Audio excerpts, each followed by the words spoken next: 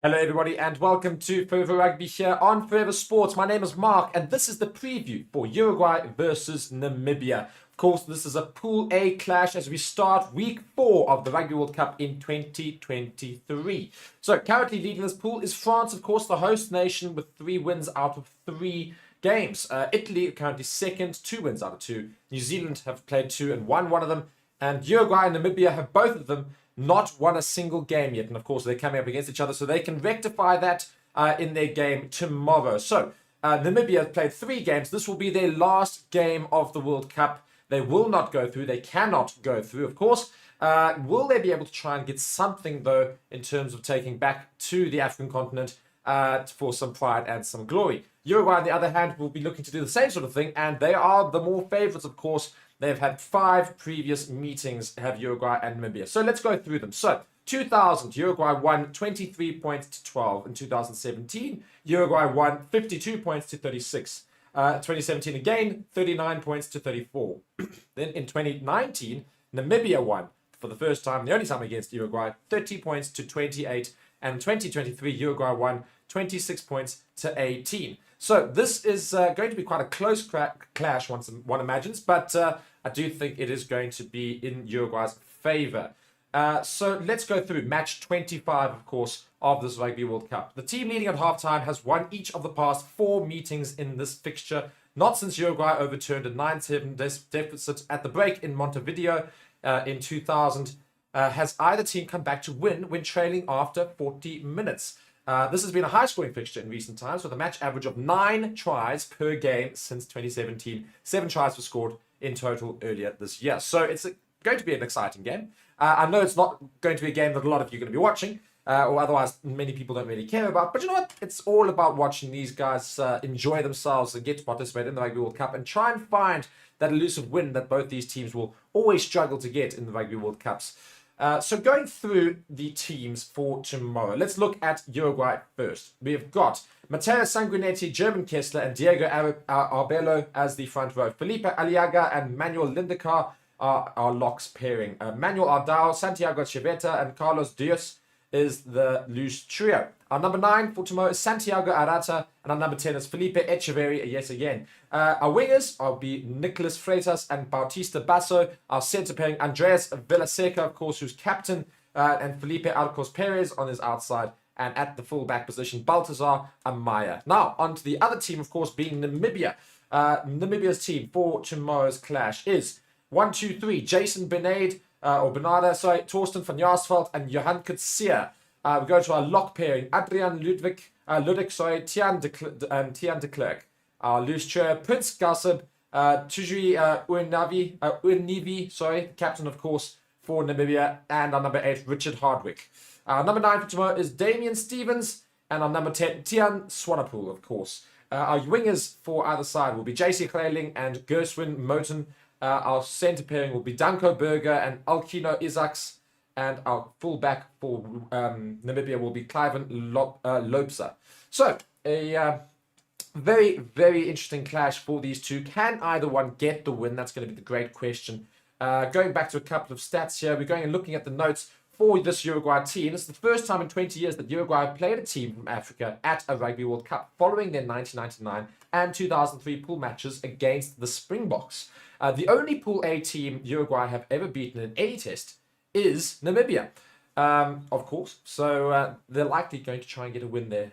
They will be looking to end a 5-game Rugby World Cup losing streak. They have never lost 6 consecutive games, ending their last losing run of 5 straight matches with a 30-27 victory against Fiji in 2019.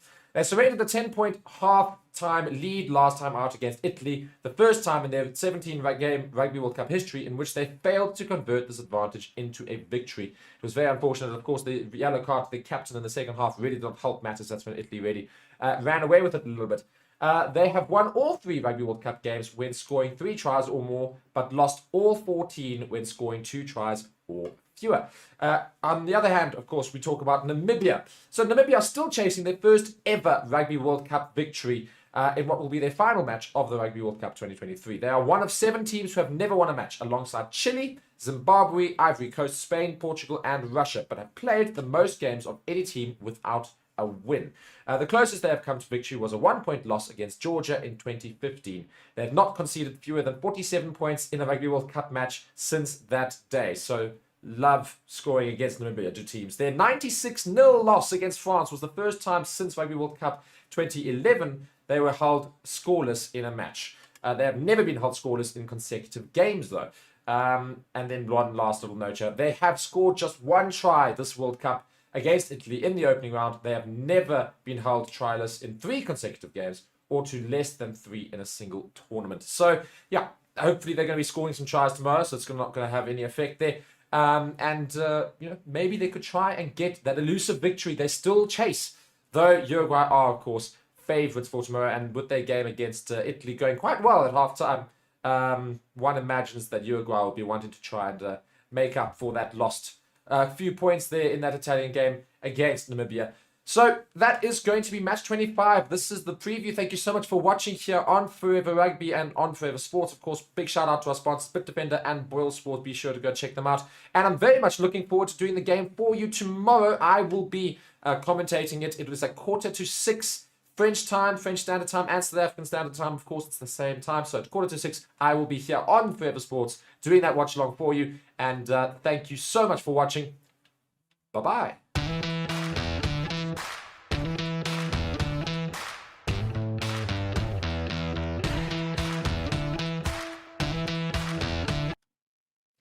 Hello everybody, Stevie P here from Forever Sports, and I'm here to tell you about BOYLESPORTS, the official betting partner of Forever Sports. Across all of our channels, they are one of the leading betting companies in the world and have recently launched in South Africa with an amazing offering. You can get a 1,000 Rand welcome offer. For the rugby, they are giving you 25% payout boost up to 2,000 Rand on the Springboks winning the World Cup, as well as an extra 50 Rand bet when you stake 250 more on rugby during the Rugby World Cup. It is your one-stop betting shop. That is BOYLESPORTS. Come and join us in the community. Check the links in the description to sign up, get yourself an account, and make sure that you are winning big with BOYLESPORTS.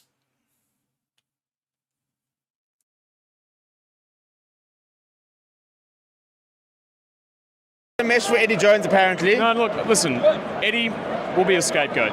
The fish rots from the head. The chairman of Rugby Australia needs to resign today. I don't want to wait for his resignation. It needs to come immediately. If I wanted to watch a bunch of Australians fail to get out of a pool, I'd go to a bar in Bali. Sorry, this is a joke. Utter joke. So how does it get fixed? How does it get fixed? Burn it to the ground and rebuild it.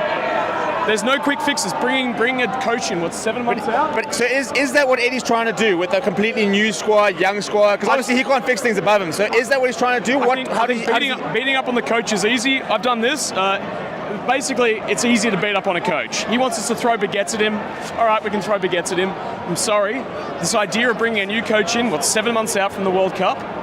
You know, we're going to do a smash and grab raid on the World Cup. It doesn't happen like that. This is like any serious business. You build a structure, you build a series of ways to solve problems to get to the point where you're not smashing and grabbing on the World Cup. I mean, I went to Ireland, South Africa last night. It was beautiful rugby. Beautiful rugby. It was one of the most brilliant games I've ever seen. And we come here tonight and there's Mexican waves going around because the game's so bloody boring. Where have we gone wrong? Whoa. Right, and now on the flip side, I'm joined by 3 very, very happy supporters. Chaps, how are we feeling? Let me say Wales. I feel a little bit sorry. Wales. Feeling sorry for Australia? A little bit, yeah. I mean, I think you come into the game with expectations as usual, and you're sent home packing. Must admit, I'm a South African, so I very rarely feel sorry for Australia. But I was sitting next to 3 Australians, and I looked at them and I said, I'm sorry, guys. And you could just see, they said, we've paid a lot of money to get you, and there's just the look of defeat was harsh. But I'll talk about Wales a bit more. We're never given much of a chance before the World Cup. I always said on paper, it's a good squad, but obviously all the internal things, the issues there, a lot of things that won't get that to sort out.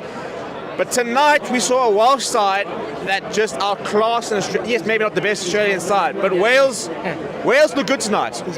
Look, it's been well documented. The Wales, when they're together for a long period of time, and we've been together since May now.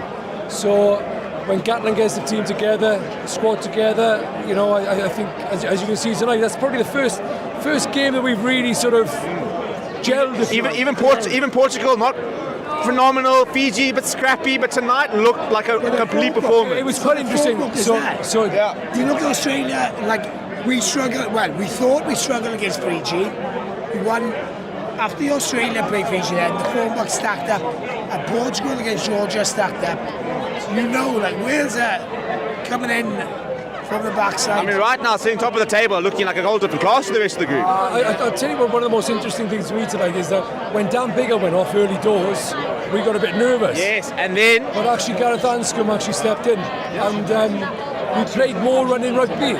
So, you know, it's, whether that gives Warren Gatland a selection headache moving forward, I don't know. But so that particular point is an interesting one, because Australia were on the very different side, where you look at Ben Donaldson and Carter Gordon, very inexperienced flower halves. Gatland not even going with Sam Costello, going with Anscombe off the bench, going with Biggar, having that experience coming on. I mean, how much do you think, as a short-term fix, he's managed to say, right, these are the players I've got, but if I go to a Gareth Anscombe who's been there, done that, he can do it tonight, how much does that give you confidence going deeper into the tournament? He's been doing that for the last, 12 years?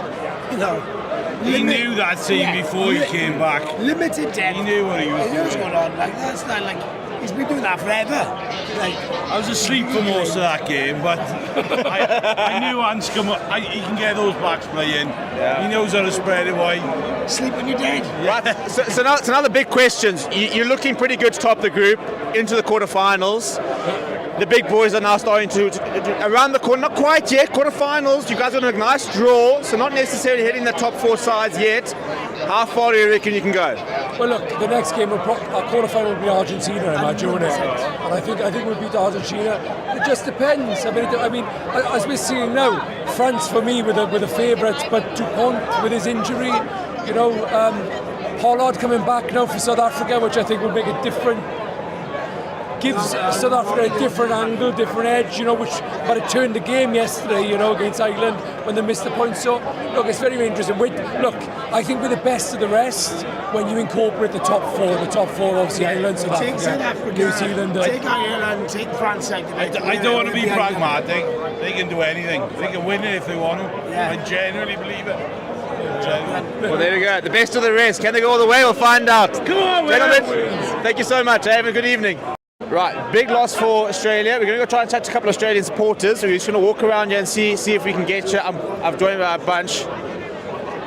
Sorry, hello everybody, how are we doing? Oh, here we go. Yeah. Sorry, we have to. Ooh. Long nights. How are we feeling? Well, someone threw this yellow paint on me when I left before. You're actually Walsh. Oh, yeah. Yeah, there we go. Oh, I mean, it was... Oh, you got beer. Beer. Like, this is... Well, I'm not getting on a train, am I? So, you know, fair enough. Might as well wait it out with a beverage. Okay, so long night. We'll just try and sum up the evening for you guys. It was hopefully... When he blew the whistle at the end of the game. Best moment, eh? That was it. It's finally done. Please put me out. Was optimistic going in. The first half wasn't too bad. They showed some flashes, but every chance they had to score, they were their own worst enemy. They, you know, like it was a good physical first half. Like Rob Valentini, some of those guys were playing out of their skin, but like I said, every time they had an opportunity, they squandered it themselves. It wasn't, you know, the Welsh played well, obviously, but like, that's... Too many mistakes. What do you say? Too many mistakes. So like every time they had a chance, they messed up their chance to score. So lots of penalties as well, very ill-disciplined. Yeah. Eddie Jones talks about saving Australia rugby, the 2027 vision, the World Cup, the British and Irish Lions series. Ask him not to save us anymore. Please stop saying it. yeah. What has to happen between now and 2025 and 2027 for Australia to be competitive? Consistency, I think. Like, there's too much turnover in the coaching staff and there's too much shuffling around with the lineups. Like, you look at the better teams in the world and they have these consistent players who are playing for 2, 3, 4 World Cups. We used to have that, and now the lineup's being shuffled every other game you see, and it's not working. Like, you've got to try to, I guess, pick a squad, stick to it, and develop that team and develop a style of play that works for them. That's a very interesting point, because you're watching the game and you're sitting there watching an Australian side that are making errors, that are conceding penalties. and you kind of look Yeah, at where the leadership is, and you think about Michael Hooper being left behind, you think about Craig Hooper being left behind. Those decisions were always very big decisions.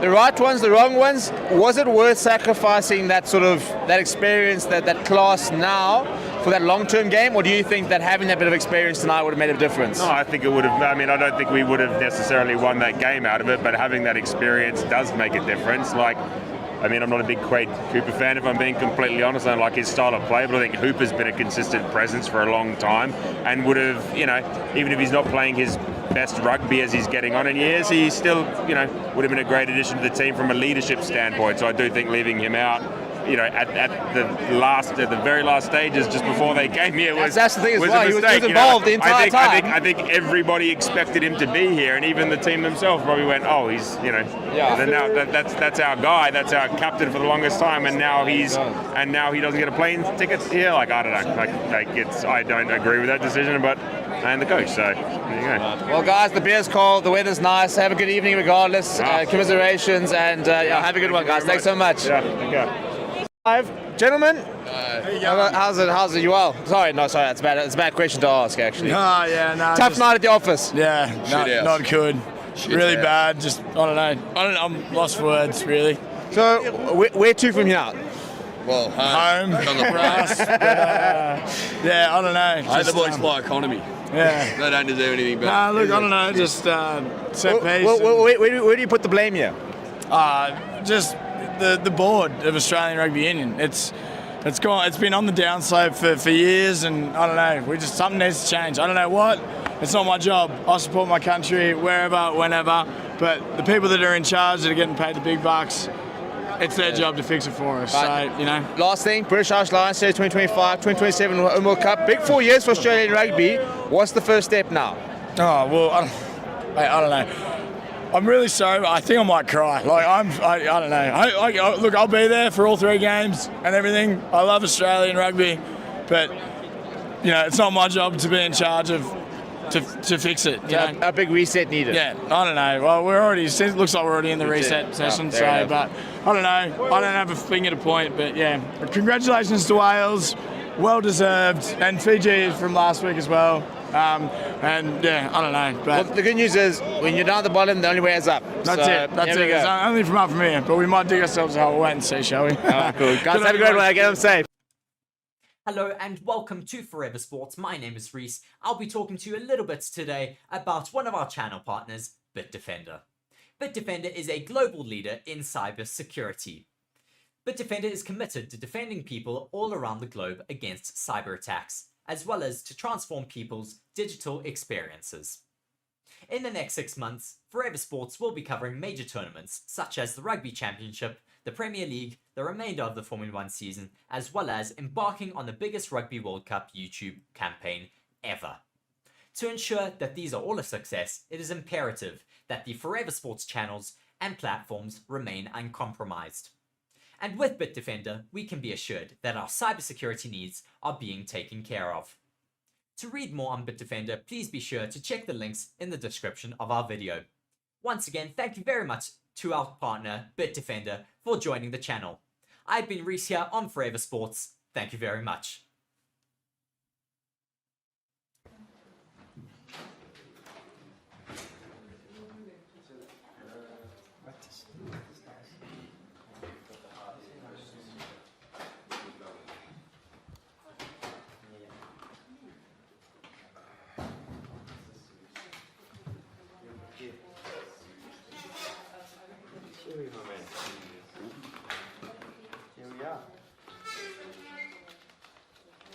Hello, Ari.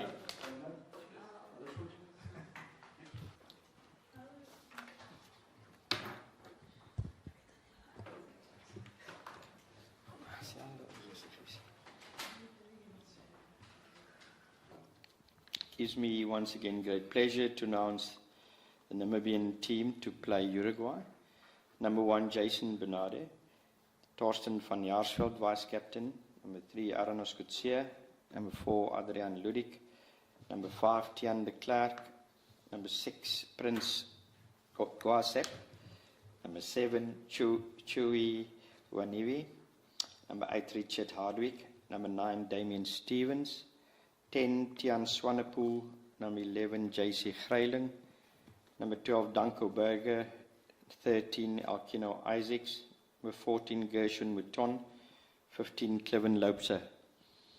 Reserves are Louis van der Westhuizen, 16. 17, Desiderius Setti. Number 18, Aitembo Shikufa. Number 19, PJ van Lille, Pieter Jan van Lille. Number 20, Max Kachicheko. 21, Adrian Boysen. 22, Jacques Theron. And 23, André van der Berg. That is the team for the final game. You just talk us through the changes to the team and decision of why you chose this man to be your captain. Yes, obviously, as you all know, that our captain was red-carded against France. Unfortunate sort of situation, and I'm sure you'd have loved to be captaining the last game, but I've got no doubt in my mind that Currie would do a great job. He's been captain before. He's part of the leadership group, and you know, he's an experienced player. I'd like to think with the support of the other leaders, Currie will do an outstanding job for us. Currie has applied his trade in France, so it's not new for him at all. The other changes are injury-enforced changes, obviously. It's tough to play 4 matches in 18 days. So for you know, any tier 2 country where you don't have a lot of depth in your squad, it is really a challenge. But I must say, our players have really, you know, stepped up, and I'll call them warriors, you know, because it's really not easy. You hear teams getting 12 days, 13 days, 2 weeks off to the next game. But this is our 4th game, final game, playing against a quality Uruguay side this weekend, and it'll only be their 3rd day. But we've prepared well, and I'm looking forward to the game. And yeah, given the injuries, the schedule, and then looking back 4 years ago, the typhoon that caused the game against Canada to be called off, and 4 years before that, the 1 point loss to Georgia. Does it feel like maybe the World Cup owes you something, and you can get that win on Wednesday, that first win? I'd like to, you know, it's an old cliche, and it's been used by one of South Africa's best golfers, a Currie player. Says you make your own luck. We've prepared well this week. Like I said, we're playing really against a quality side, and they've showed it. But it's up to us and how we want to finish this one. The players know that a game like this and what a win means for the country, it can change a lot. So, you know, we'll pitch up tomorrow. Definitely, it's important for us to get over that final hurdle. There's a lot at stake for us, irrespective of the injury situation, irrespective of the challenges that we faced, and we have to pitch up tomorrow night. Could you talk a little bit about the player pool that you had to choose from for this squad? I understand is it maybe around 400 players in the country or representing the country who you can choose from? Is that right? Could you talk a little bit about that? Yeah, it is definitely less than 1,000. I'm not, you know, registered players in Namibia, less than 1,000. Look, the big thing for me about Namibian rugby is the lack of competition. You cannot rely on club rugby only, and then you play bit in Africa, and then you want to make a step up to the world stage. So things are happening at the moment. You know, the club players played in the Mzansi Cup, which is a 2nd Division Currie Cup, which is a good thing. Then we definitely need more international games against European teams. And if you look at the last couple of years, how Georgia picked up, how the teams in South America picked up, you know, teams like Portugal and Spain for that matter also, it's because they play regularly, you know, against each other, almost like a mini or a B division Six Nation type of thing, but it's on a regular basis. Whereas we probably play Tier 2 nation in a World Cup, and maybe the next World Cup, after 4 years, you get an opportunity to play against Tier 2 nations again. And I'm sure that is something that World Rugby will address, and that is needed for us to not individually grow as players, but as a team as well. And just I'll hand over to my colleagues here, but just how have you been keeping, or how have the management team been keeping up morale in the squad? Obviously these tough 2 matches you've had, the last 2, what have you been doing off the pitch perhaps to, you know, you've been going out for big meals, you've been seeing any of the sights, doing anything just to, you know, put a smile on everyone's face? Yeah, look, I think the players have been instrumental in making sure there's energy, you know, at our training sessions. Off-field, there's hardly any time really. We try to give some off time, you know, but the travel also takes a lot out of the players. The day after every match, you've got to travel to your home base again. And then you've got, you know, which we enjoyed a lot, is the community activations that we've had. The community is something great. And the thing about regrouping and getting back on task again is about having clarity in your plan.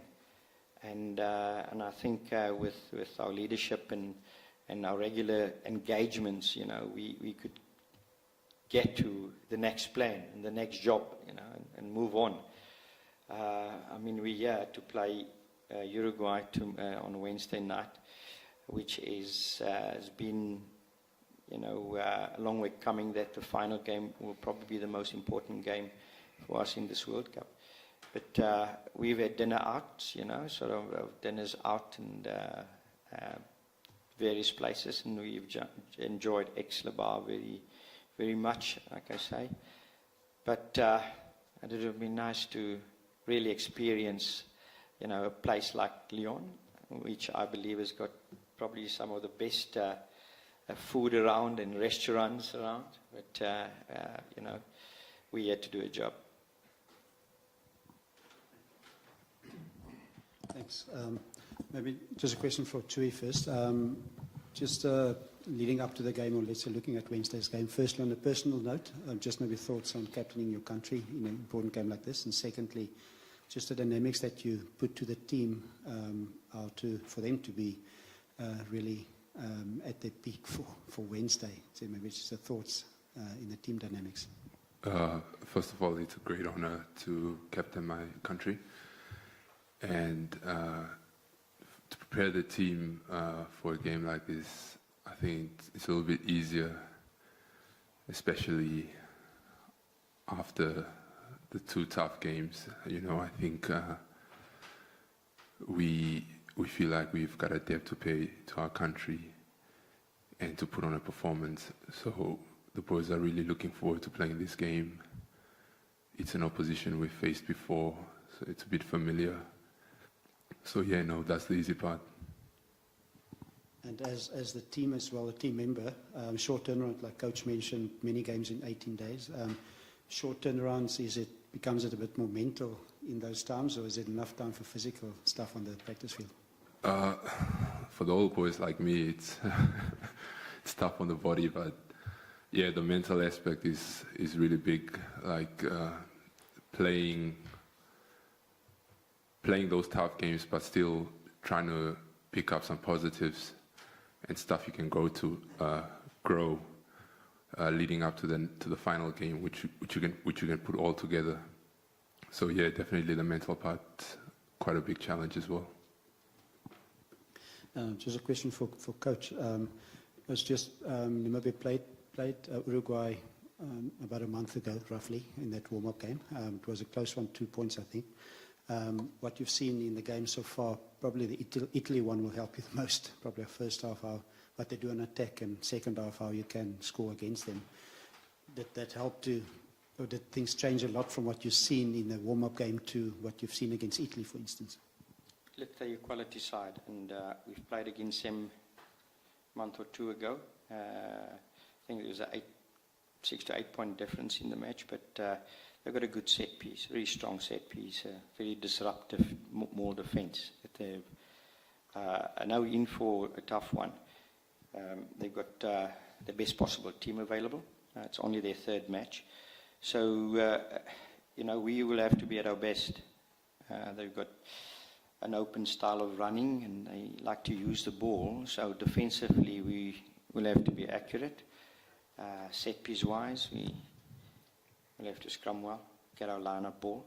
I think when we got into the opposition 22, a lot of times with ball in hand, we really applied pressure, really good pressure, but it's just that final ruck where we turned it over, one pass which we couldn't make to score,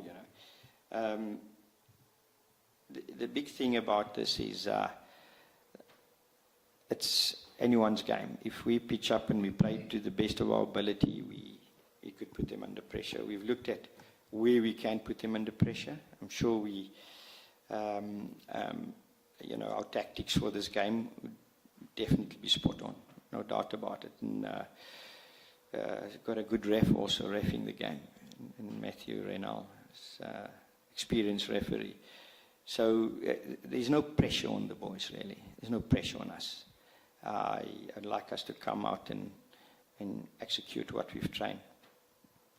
In a game like Wednesday, maybe, I respect you can't give too much away on how you're going to play, but maybe taking 3 points when on offer a bit of a different approach to playing against the All Blacks in France, where it was mostly going for the corners. Yeah, look, it is test match rugby after all, so the approach will be the same. We've got to build scoreboard pressure. You'll have to start better than before and build scoreboard pressure. And guys understand, when you want to go for poles and when you want to go for touch. I think it's about really taking opportunities and being accurate and executing. The thing is in any rugby game, there's ebbs and flows, or then you've got the momentum and then it's taken away and then they've got the momentum. It's about how we can get the momentum back and keep punching, for big parts of the game. So, and I'm sure it will happen again tomorrow. We will have the momentum and it will go away, but how quickly we can get it back and keep applying scoreboard pressure, that at the end of the day would be the difference between winning and losing. Last question. We know it's almost heartbreaking what happened with Johan Dijssel, so that's stuff I respect for him personally.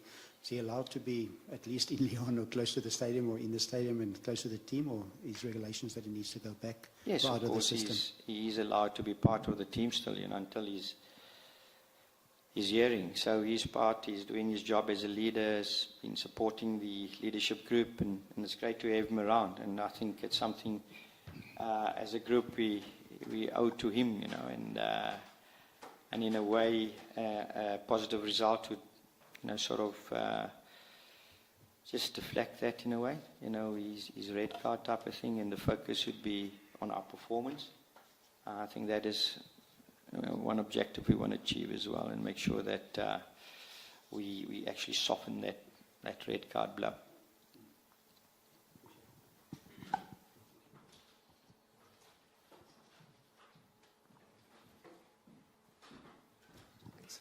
It's a question for the coach. You say that there's no pressure in this particular match, but there was no pressure in the other matches as well. When do you think Namibian rugby can get to the point where there is pressure on them, and what will it take to get to that point? To win a test match, obviously there's pressure to win it. You understand? Because it's a test. You'll be tested in every aspect of the game. But look, we don't want to think too much about it, about the end result. I think we're following processes. where we want to make sure that, you know, our possession, where we get possession from, you know, those aspects of the game are working, and how we use the possession. And I'm sure when we get that right for most of the time in the game, so for longer periods, the result will come. Result will come. So I don't think about, you know, the outcome, the win. It's about really getting those winning the small battles and getting those kind of things right. Scrum well, win your line out ball, maul well, stop mauls well, defend well, get in the right areas to score points. Those are how we can put pressure on them with ball and apply pressure without ball. So that is the things we're looking at. And if we do that right most of the time, I'm sure the points will be on the board and the result will come. I'll follow this up one. Often the questions are about how the players are doing, what the players are learning. What have you been learning as coach of this group, and has it changed your approach to coaching? No, definitely not. I think the approach will always be the same. I enjoy working with guys that can fight, that they can hang in, and guys never give up, you know, whatever the challenge, how big it might be, but always give their best, you know. So it is a group that I really enjoyed working with. There's no airs about it. All humble guys. They get out and get stuck into it, you know. I think planning for a World Cup shouldn't happen 2 years before the time, and just qualify, and then you hang in, and that's it, you know. Obviously, we'll go back and review the World Cup preparation, and it should start immediately after this World Cup for the next one. And hopefully there will be intervention long before the next one starts in 2027. And we will have to look at a serious high-performance plan, which is not just on paper, but implement that as early as possible.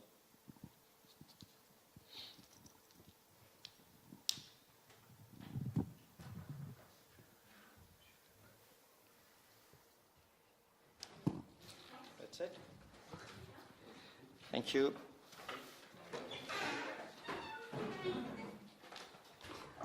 Yeah, sure. You need to put the seat up a little bit? No, it's fine. Sure? Yeah. So I'm a bit shy in front of everyone. Questions for the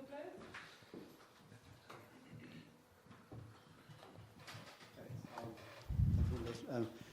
Damien, just you didn't play the previous game. Sitting out one game and having a big game like this, a big motivation for you? Yeah, no. We as a team, we understand what the coaches want from us, and when it comes to the team selection and stuff. So yeah, obviously in this game, playing against Uruguay, it's a big game for us as a nation. So of course, very motivated to run out on the stadium on Wednesday night and represent my country and represent the brothers that I have next to me. Thanks. And you played against France. That was a big game. And in the midfield, just your combination with Danko. Have you played there before with him, or just how's that combination? Yes, Danko and I have played together against the Bulls, actually. We did quite well. I think we're a good midfield combination, and I can't wait to see what we do on Wednesday. And lessons from playing against France, things one can pick up maybe more mentally sometimes as well, in playing, you know, they can't get any bigger, I suppose, now you play against Uruguay. Yes, I definitely think there's a lot to learn from the France game. They had a great tempo, and we can really learn from that because, as Coach said, we are tier 2 nation. We don't get a lot of international games, but when we do, we really stick in it and fight until the very end. Tim, just the experience that you got from playing at the Bulls and at the Pumas, but maybe that season, that process at the Bulls, just preparing you for the next step. How was that helpful for you? Yeah, no, it was very good. You can always learn a lot from the guys that was there playing there, from Ron Nokia as well, from being in the squad here with Namibia, learning from Tui. You can always learn more from the older guys, just mentally as well, to calm you down, don't get too nervous, settle down, stick to the process, trust the system, and everything will work out. And lineouts doing the calls, and maybe just our system of lineouts, obviously important part, comfortable in combination with Torsten as well. Yeah, no, 100%. We've been working with our lineouts, getting the right calls in the right section of the fields. So we know we need to execute our the lineout and the scrum set piece pressure. So we've been working on it. Just a quick, why are you so shy? Why am I so shy? No one's asking any questions. Just experience-wise, we're talking about exposure at the Bulls. Obviously, you played a lot in Australia and that franchise level. Intensity and speed, anything you're more used to it maybe. Anything you can help in preparation with a team, leading on to what they can expect. Yeah, I mean, I've said it before. I said, coming from a different background, a lot of guys are playing in France or in the US or back home in Windhoek. But being able to play against a lot of the Kiwi teams, sort of had a better understanding of how they were going to come. They're going to come with tempo. But the coaching staff have been really great at telling the guys what's coming, showing us great pictures so that when we get on the field, that there's nothing really new that comes, maybe one or two things that they're going to change, that they want to attack us with. But more so from my experience, I've just been helping guys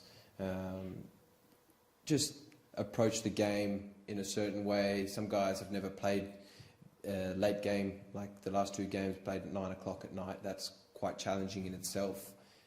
A lot of guys want to think about the game all day, but that's not what you want to do. You want to sort of take your mind off the game and then approach the game closer to the time, getting your food right, the way that you prep throughout the week.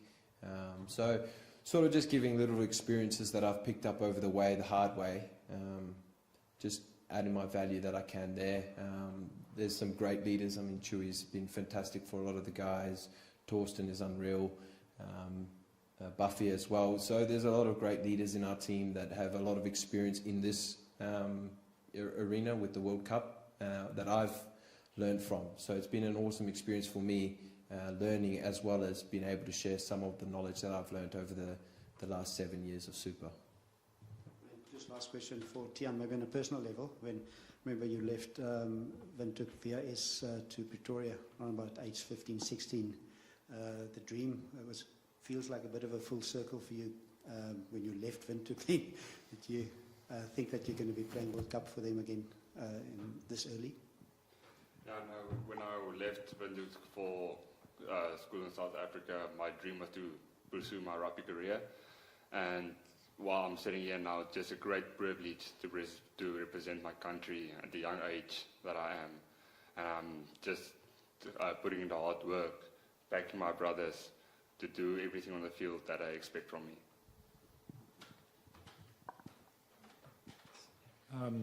Question for Alcino. Sorry if I pronounced that right.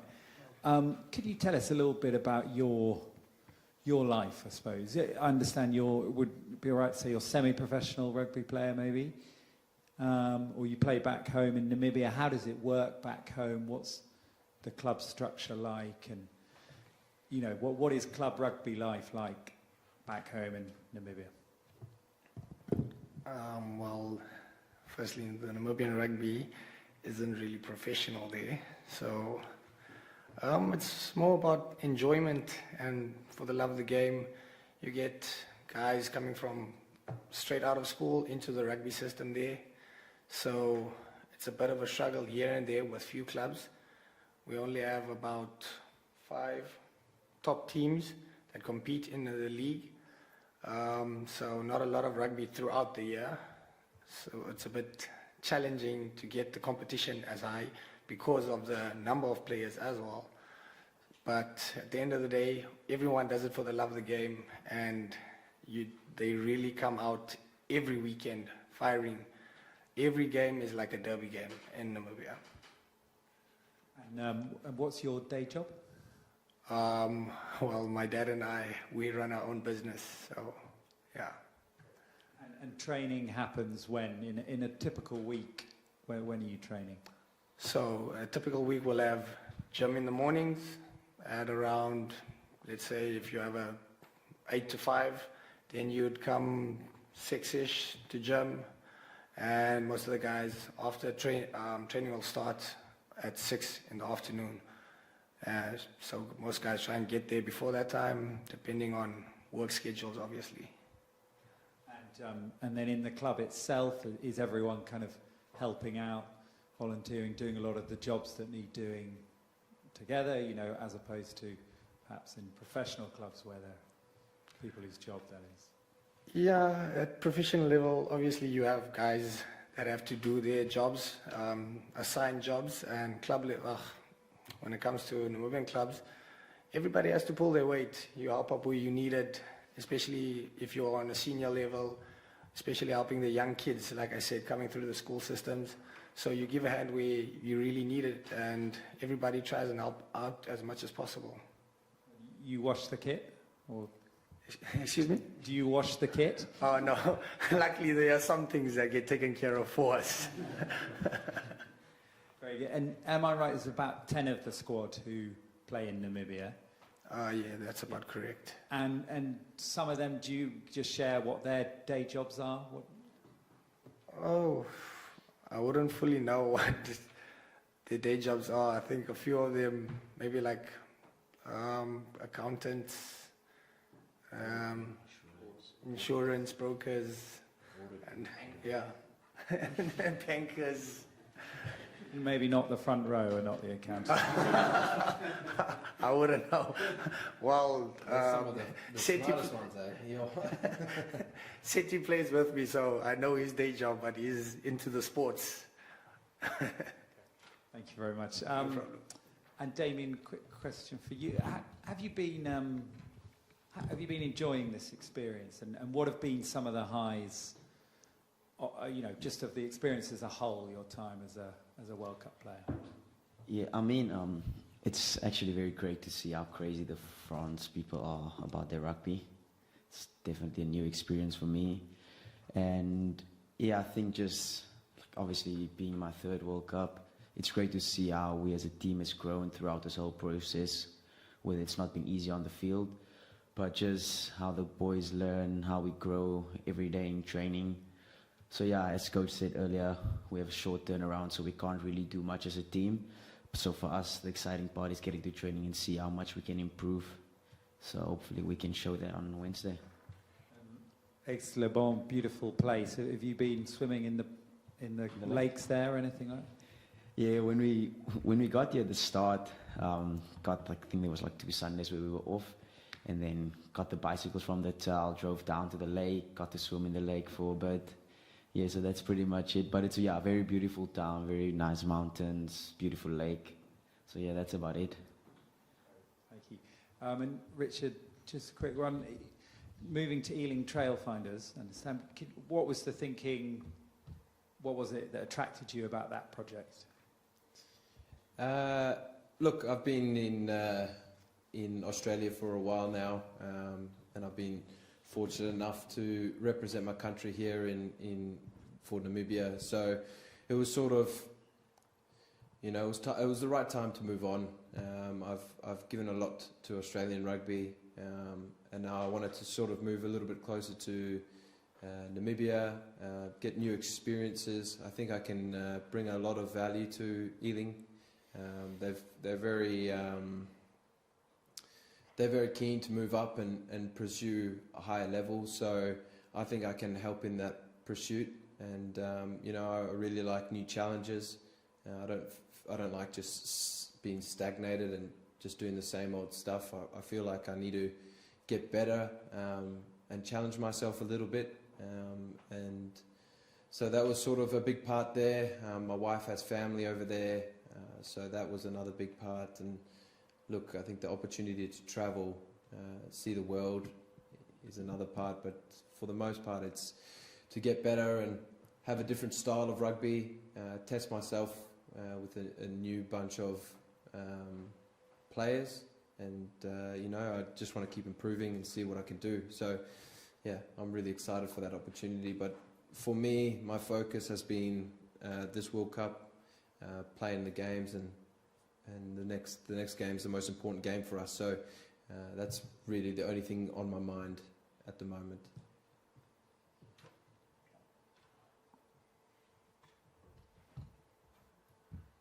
Anyone else? Are we done? All good. Thank you very much. Thank you.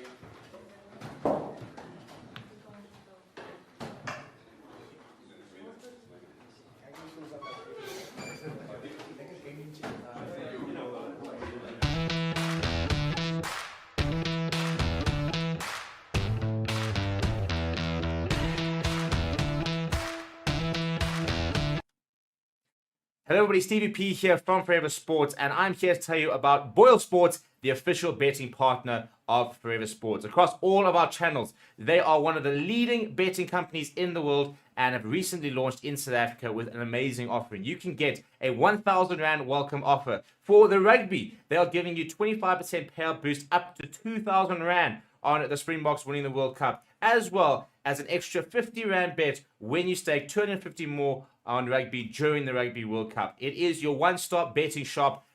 That is BOYLESPORTS. Come and join us in the community. Check the links in the description to sign up, get yourself an account, and make sure that you are winning big with BOYLESPORTS.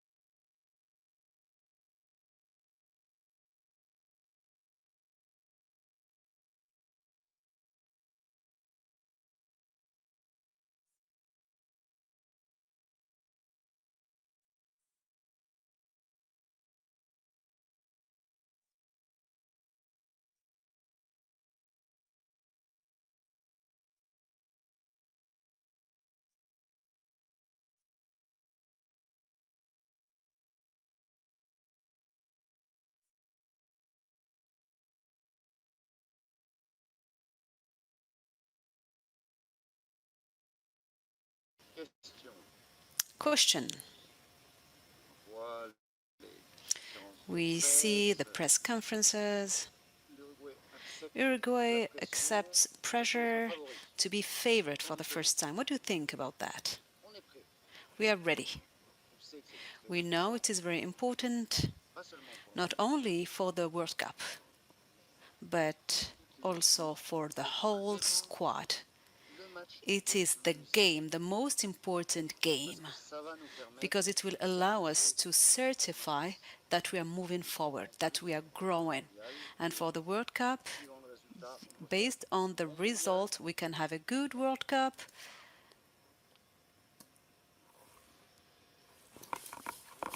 Good morning.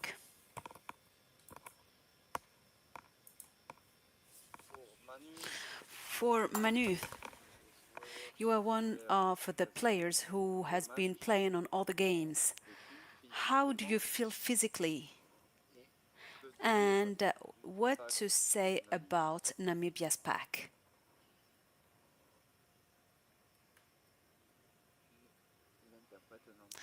The interpreter cannot hear the player. The interpreter cannot hear the player.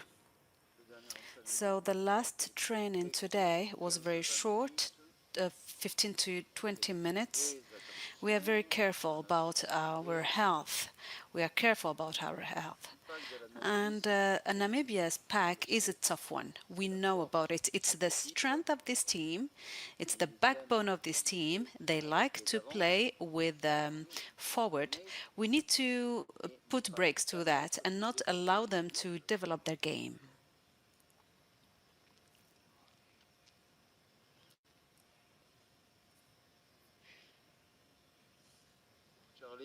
For Charlie, what are your feelings? First game on a World Cup. It's beautiful, isn't it? Your family will be present in the stadium. What are your feelings? Yes, yes, it's great. I'm very happy. I want to play. I want to play. I want to have playing a World Cup is a dream. It's my first World Cup. It is my first game with the team. It's even more special. And I trust my squad. And I trust beyond the 23. I trust everyone, and I'm enjoying every day. And every hour of this beautiful time.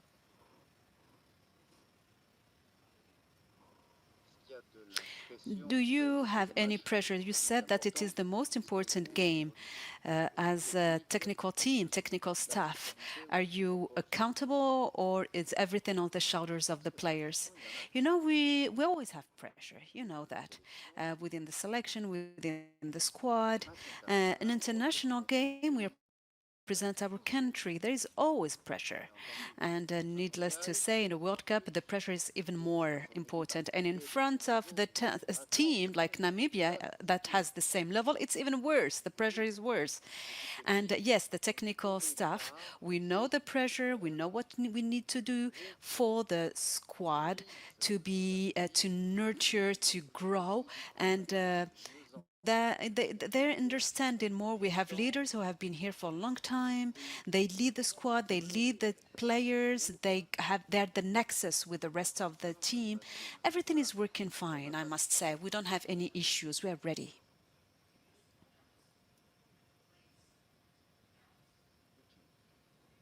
Putin. You're saying that it is the most important game, important for the technical staff too. Could you please go further or deepen the idea? What do you mean by that? After that, there will be New Zealand, but from the personal point of view, you will be going to Miami, and we don't know what the technical staff is going to do. This is a special moment beyond the rugby, beyond the outcome. I can respond at the personal level, not for the rest of the team. I will not dare to speak for the rest of the team. At least I can speak for myself. I am closing a cycle, a special cycle. Those two last games were special. And this upcoming game, where we want to have a good result to mark on the scoreboard, is important. It is clearly the match that we must win. And that we will have a lot of changes. I'm going to Miami. For the rest of the staff, I don't know how it will work. But in a nutshell, that's about that. It is very special.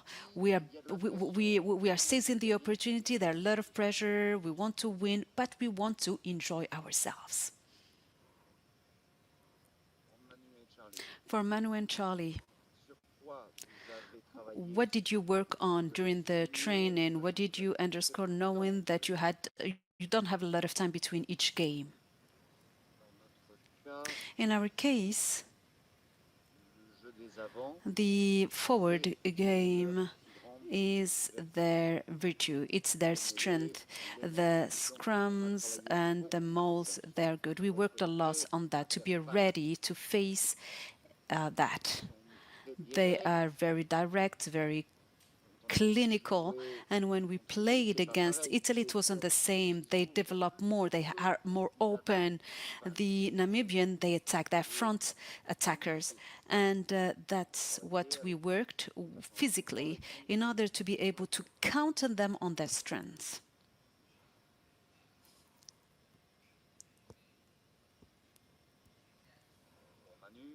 For Manu? Why being defensive on the maul?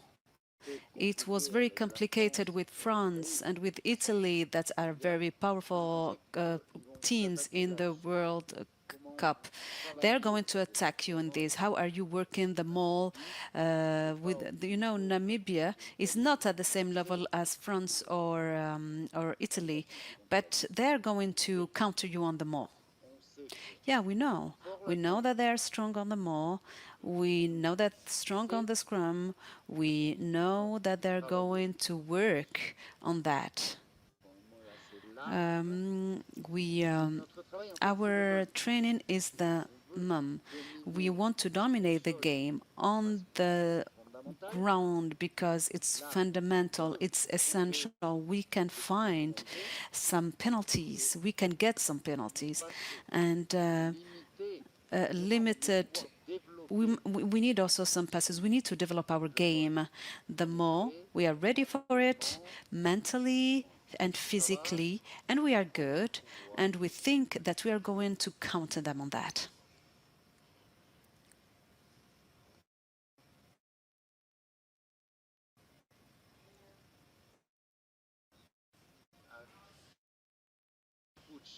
Apuchi, that will be followed in order to have a good result or good outcome. I do think that the fix, the touch and the scrum, the defense needs to be set in place. And Charlie said it is a team that attacks in front, that is very strong, that are very tough. We need to be ready. We have to tackle. And from the other side too, we need to possess the game. We have to kick, to keep the ball. We are very well. We attack with the hand, so we need to be very careful to keep on the same line as we set up to now. We need to have the ball. We need to respect our game, our strategy that we set in place. Charlie. A game against Namibia, 3 months, is a very good game for you. You went beyond the line many times. What are the lessons learned from the game in Charua Stadium? It is an additional game. It's true that I have more trust on myself. I was part of the 23 team players, but it is just against Namibia is another game. Tomorrow will be a different game. There is a more closed attack. I'm prepared to my game with my team. I am very careful about the team that we will be playing. It will be a game with their forward who are going to put pressure and attack, but we want to impose our game, our strategy on the pitch. Thank you, everyone, and see you tomorrow. Good luck.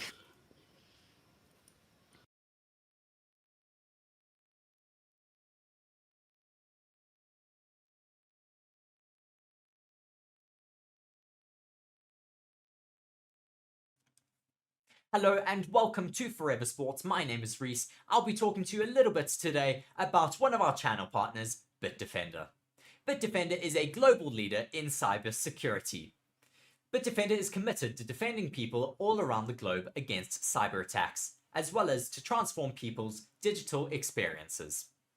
In the next 6 months, Forever Sports will be covering major tournaments such as the Rugby Championship, the Premier League, the remainder of the Formula 1 season, as well as embarking on the biggest Rugby World Cup YouTube campaign ever. To ensure that these are all a success, it is imperative that the Forever Sports channels and platforms remain uncompromised. And with BITDEFENDER, we can be assured that our cybersecurity needs are being taken care of. To read more on BITDEFENDER, please be sure to check the links in the description of our video. Once again, thank you very much to our partner, BITDEFENDER, for joining the channel. I've been Reese here on Forever Sports. Thank you very much.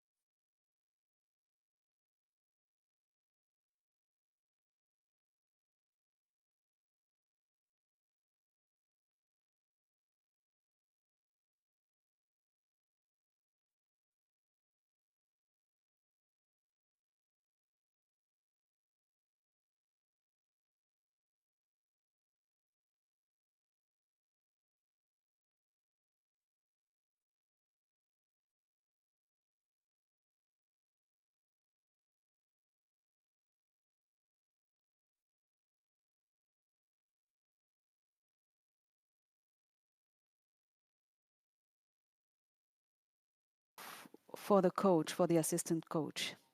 How do you assess the injuries and the suspensions that took place during the tournament?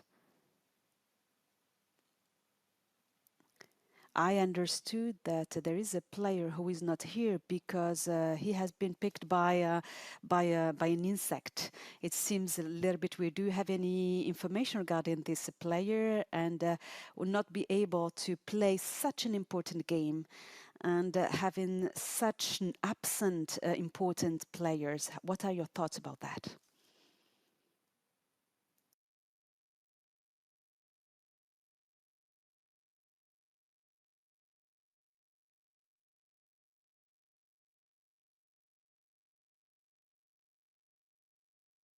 Are part of a game, and Uruguay have been lucky; they didn't have any problem, and injuries are part of the game, to be honest, and that's why you have a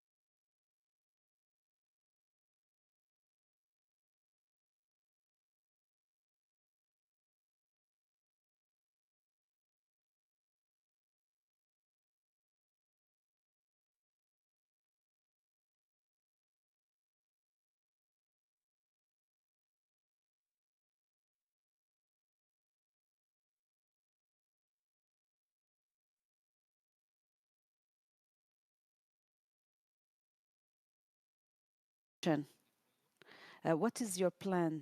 What are you going to change in your strategy? How are you going to play? I think Uruguay is another rival. You have more opportunity to attack and to win and to score. How are you going to do that?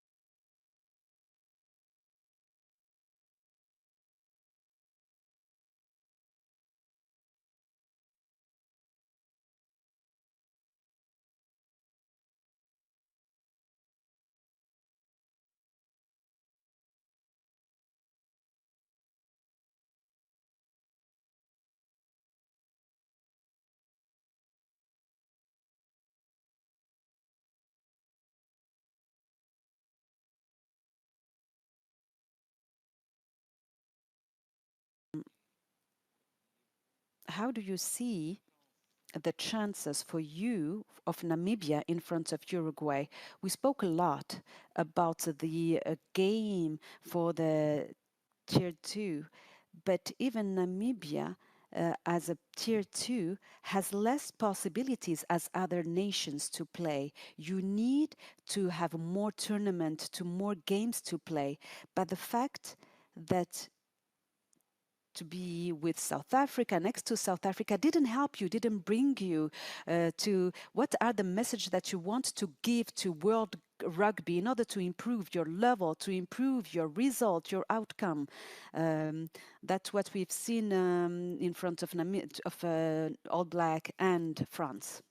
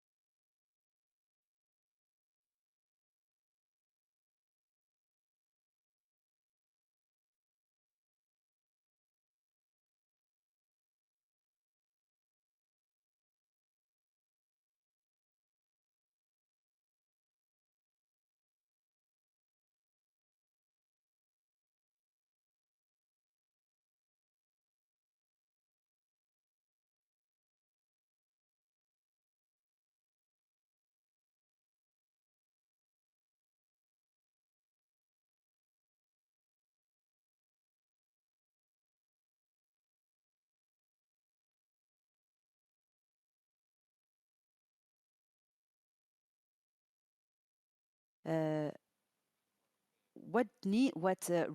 World Rugby need to do for Namibia to be able to improve its game, to improve the possibilities, to have a better level in front of Tier 1? What can Namibia do internally to improve that level, to improve their performance?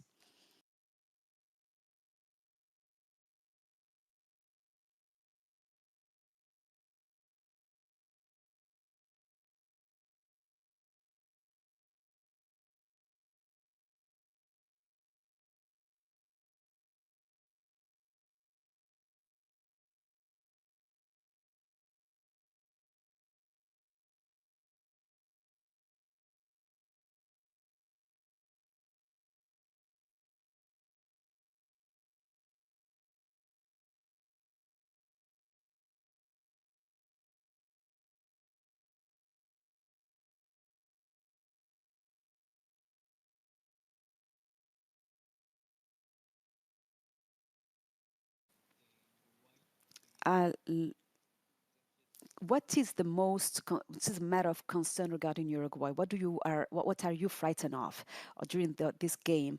What are the what is the most important element when it comes to the game of Uruguay? And how are you facing the strong points or strongs of Uruguay? How are you going to face that?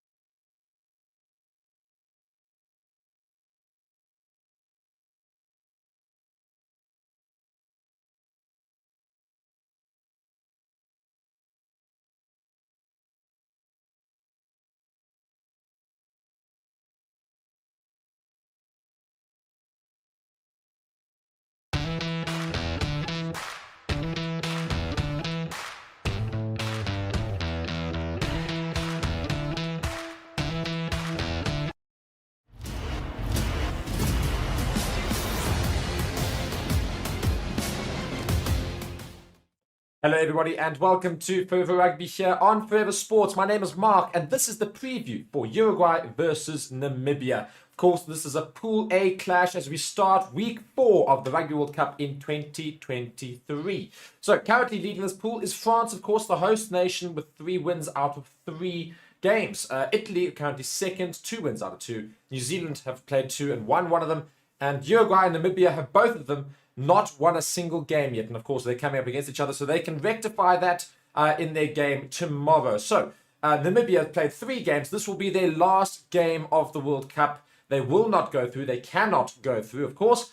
Will they be able to try and get something, though, in terms of taking back to the African continent for some pride and some glory? Uruguay, on the other hand, will be looking to do the same sort of thing, and they are the more favourites, of course. They've had 5 previous meetings, have Uruguay and Namibia. So let's go through them. So 2000, Uruguay won 23 points to 12. In 2017, Uruguay won 52 points to 36. 2017 again, 39 points to 34. Then in 2019, Namibia won for the first time, the only time against Uruguay, 30 points to 28. And in 2023, Uruguay won 26 points to 18. So this is going to be quite a close clash, one imagines, but I do think it is going to be in Uruguay's favour. So let's go through match 25, of course, of this Rugby World Cup. The team leading at halftime has won each of the past 4 meetings in this fixture, not since Uruguay overturned a 9-7 deficit at the break in Montevideo in 2000. Has either team come back to win when trailing after 40 minutes? This has been a high-scoring fixture in recent times with a match average of 9 tries per game since 2017. 7 tries were scored in total earlier this year. So it's going to be an exciting game. I know it's not going to be a game that a lot of you are going to be watching, or otherwise many people don't really care about. But you know what? It's all about watching these guys enjoy themselves and get to participate in the Rugby World Cup and try and find that elusive win that both these teams will always struggle to get in the Rugby World Cups. So going through the teams for tomorrow, let's look at Uruguay first. We've got Matteo Sanguinetti, German Kessler, and Diego Arbelo as the front row. Felipe Aliaga and Manuel Lindecar are our locks pairing. Manuel Ardao, Santiago Chiveta, and Carlos Dios is the loose trio. Our number 9 for tomorrow is Santiago Arata, and our number 10 is Felipe Echeverri yet again. Our wingers will be Nicolas Freitas and Bautista Basso. Our centre pairing, Andreas Villaseca, of course, who's captain, and Felipe Arcos Perez on his outside. And at the full-back position, Baltazar Amaya. Now, on to the other team, of course, being Namibia. Namibia's team for tomorrow's clash is 1, 2, 3, Jason Bernade, Torsten van Jaarsveld and Johan Kutsia. We go to our lock pairing, Adrian Ludwig, Tian de Klerk. Our loose trio, Prince Gassib, Tujui Univi, captain, of course, for Namibia, and our number 8, Richard Hardwick. Our number 9 for tomorrow is Damian Stevens, and our number 10, Tian Swanepoel, of course. Our wingers for either side will be JC Kleiling and Gerswin Moten. Our centre pairing will be Danko Berger and Alkino Isaacs. And our full-back for Namibia will be Cliven Lopsa. So, a very, very interesting clash for these two. Can either one get the win? That's going to be the great question. Going back to a couple of stats here, we're going and looking at the notes for this Uruguay team. This is the first time in 20 years that Uruguay played a team from Africa at a Rugby World Cup following their 1999 and 2003 pool matches against the Springboks.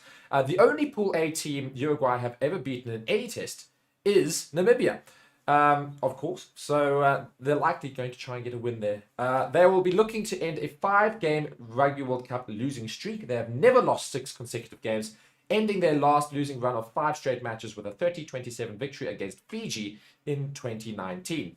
They surrendered a 10-point half-time lead last time out against Italy, the first time in their 17-game Rugby World Cup history in which they failed to convert this advantage into a victory. It was very unfortunate. Of course, the yellow card to the captain in the second half really did not help matters. That's when Italy really ran away with it a little bit. They have won all 3 Rugby World Cup games when scoring 3 tries or more, but lost all 14 when scoring 2 tries or fewer. On the other hand, of course, we talk about Namibia. So Namibia are still chasing their first ever Rugby World Cup victory in what will be their final match of the Rugby World Cup 2023. They are one of 7 teams who have never won a match, alongside Chile, Zimbabwe, Ivory Coast, Spain, Portugal, and Russia, but have played the most games of any team without a win. The closest they have come to victory was a 1-point loss against Georgia in 2015. They have not conceded fewer than 47 points in a Rugby World Cup match since that day. So love scoring against Namibia to teams. Their 96-0 loss against France was the first time since Rugby World Cup 2011 they were held scoreless in a match. They have never been held scoreless in consecutive games, though. And then one last little note here. They have scored just 1 try this World Cup against Italy in the opening round. They have never been held tryless in 3 consecutive games or to less than 3 in a single tournament. So, yeah, hopefully they're going to be scoring some tries tomorrow, so it's not going to have any effect there. Maybe they could try and get that elusive victory they still chase, though Uruguay are, of course, favourites for tomorrow, and with their game against Italy going quite well at half-time, one imagines that Uruguay will be wanting to try and make up for that lost few points there in that Italian game against Namibia. So that is going to be match 25. This is the preview. Thank you so much for watching here on Forever Rugby and on Forever Sports. Of course, big shout out to our sponsors, BitDefender and BOYLESPORTS. Be sure to go check them out. And I'm very much looking forward to doing the game for you tomorrow. I will be commentating it. It was at 5:45 French time, French Standard Time, and South African Standard Time. Of course, it's the same time. So at 5:45, I will be here on Forever Sports doing that watch along for you. And thank you so much for watching. Bye-bye.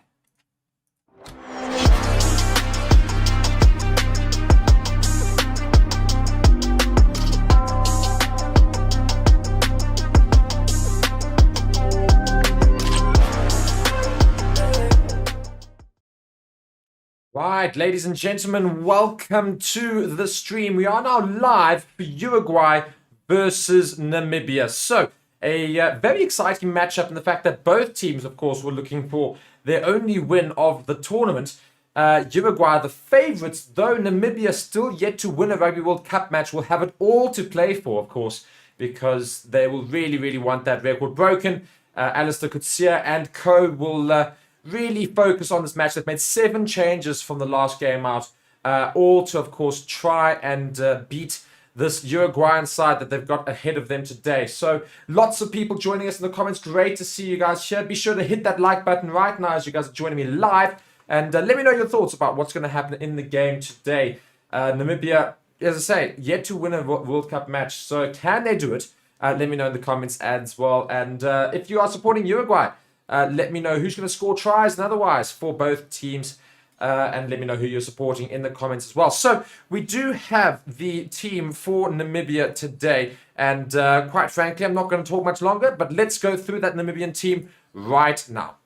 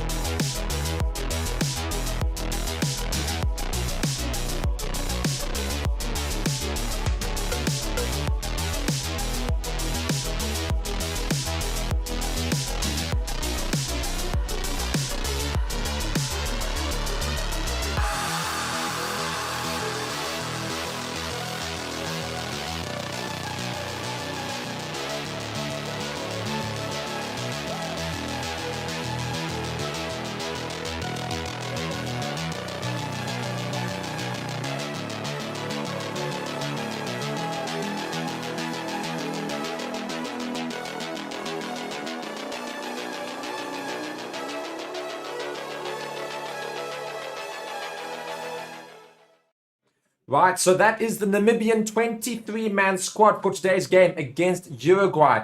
A star-studded, but a great squad for them, of course, to put their best foot forward to get that first Rugby World Cup victory of, their entire nation's history. They've never won a game in the World Cup in Namibia. Uruguay have, though, but Uruguay will be wanting to get their only victory of this World Cup in 2023, and it's all to play for here. Uruguay are the favourites, and, of course, that was Namibia's 23. But let's go through Uruguay's 23 for today. So Matteo Sanguinetti, German Kessler, and Diego Albello will be our front row.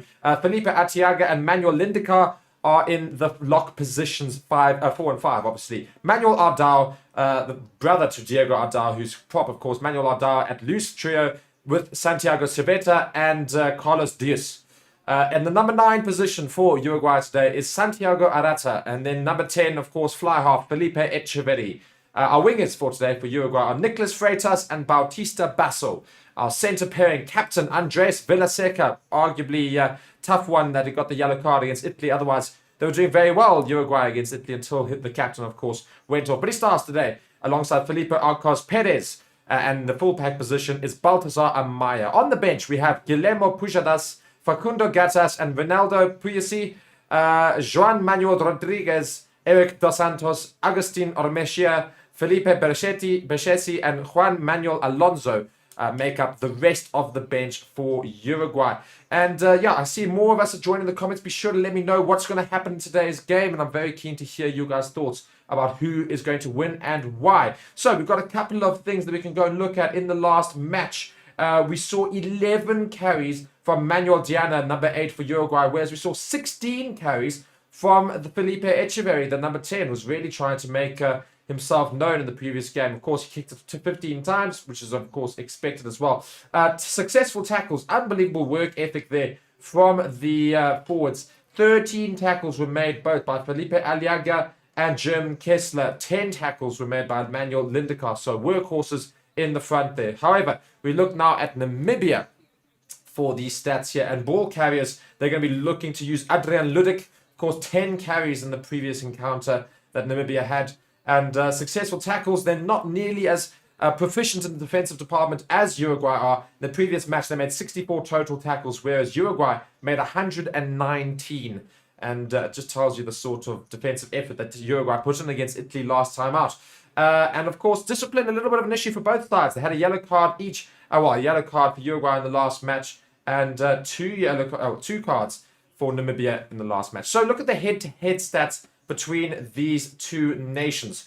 The last 10 meetings, well, they've only ever met 5, so it's a bit of a weird thing to go and say that. Uruguay have won 4 times, Namibia have won once. And Namibia did win at Montevideo, of course, which is in Uruguay, so they won away from home in 2019. However, they have played this year in August. They played against each other. Uruguay won that one 26 points to 18. So it was a close game, and that's exactly what we expect today as well.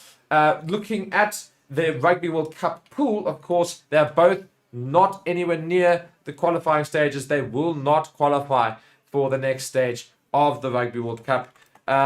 So, unfortunately, this is both of their teams' final games of the World Cup. But now they're playing for pride. So, who is going to get the points that they need? They're both, of course, sitting on 0. The other teams in this group, of course, New Zealand, Italy, and France. Italy with a chance this weekend to potentially get some points against New Zealand and knock New Zealand out in the pool stages. All eyes are on Italy in this group. But nonetheless, we have to finish off the final game for Namibia today. Uruguay will have one more, of course, after this, but it's unlikely they're going to get victory in that one. So Namibia's final game of this World Cup, can they get that a victory that they've been so searching for? Looking at the comments here, we've got a whole lot of people who were predicting earlier. We had Uruguay by 6 points, Uruguay by 2 points. Then we had Uruguay by at least 10. So not predicting massive score lines here for today's game are the people in the comments. So let me know if your thoughts are different. Of course, I did give my prediction a little bit earlier, and I said that I reckon Namibia will be beaten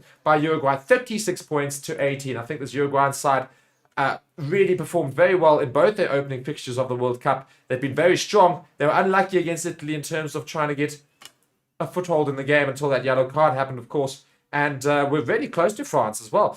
Uruguay still yet to play. I think it is New Zealand that they've still got to go and play. Yeah, it is New Zealand. So That's, of course, their last match is after this one.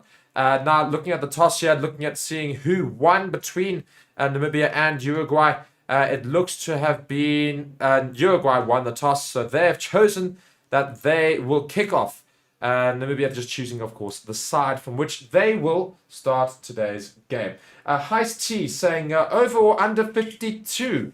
Well, points scored. I think that's going to be quite a lot of points to try and find in this game. So we'll see if that is in fact the case. So Uruguayan fans in their plenty numbers over here. Lots of numbers for Uruguay in the crowd. Namibia, not nearly as many, but I'm sure many South Africans might well have made their way out to this game to go and support our neighbours in this match, see if they can do anything today and get over the line. So let's just look at a couple of other things for today's game.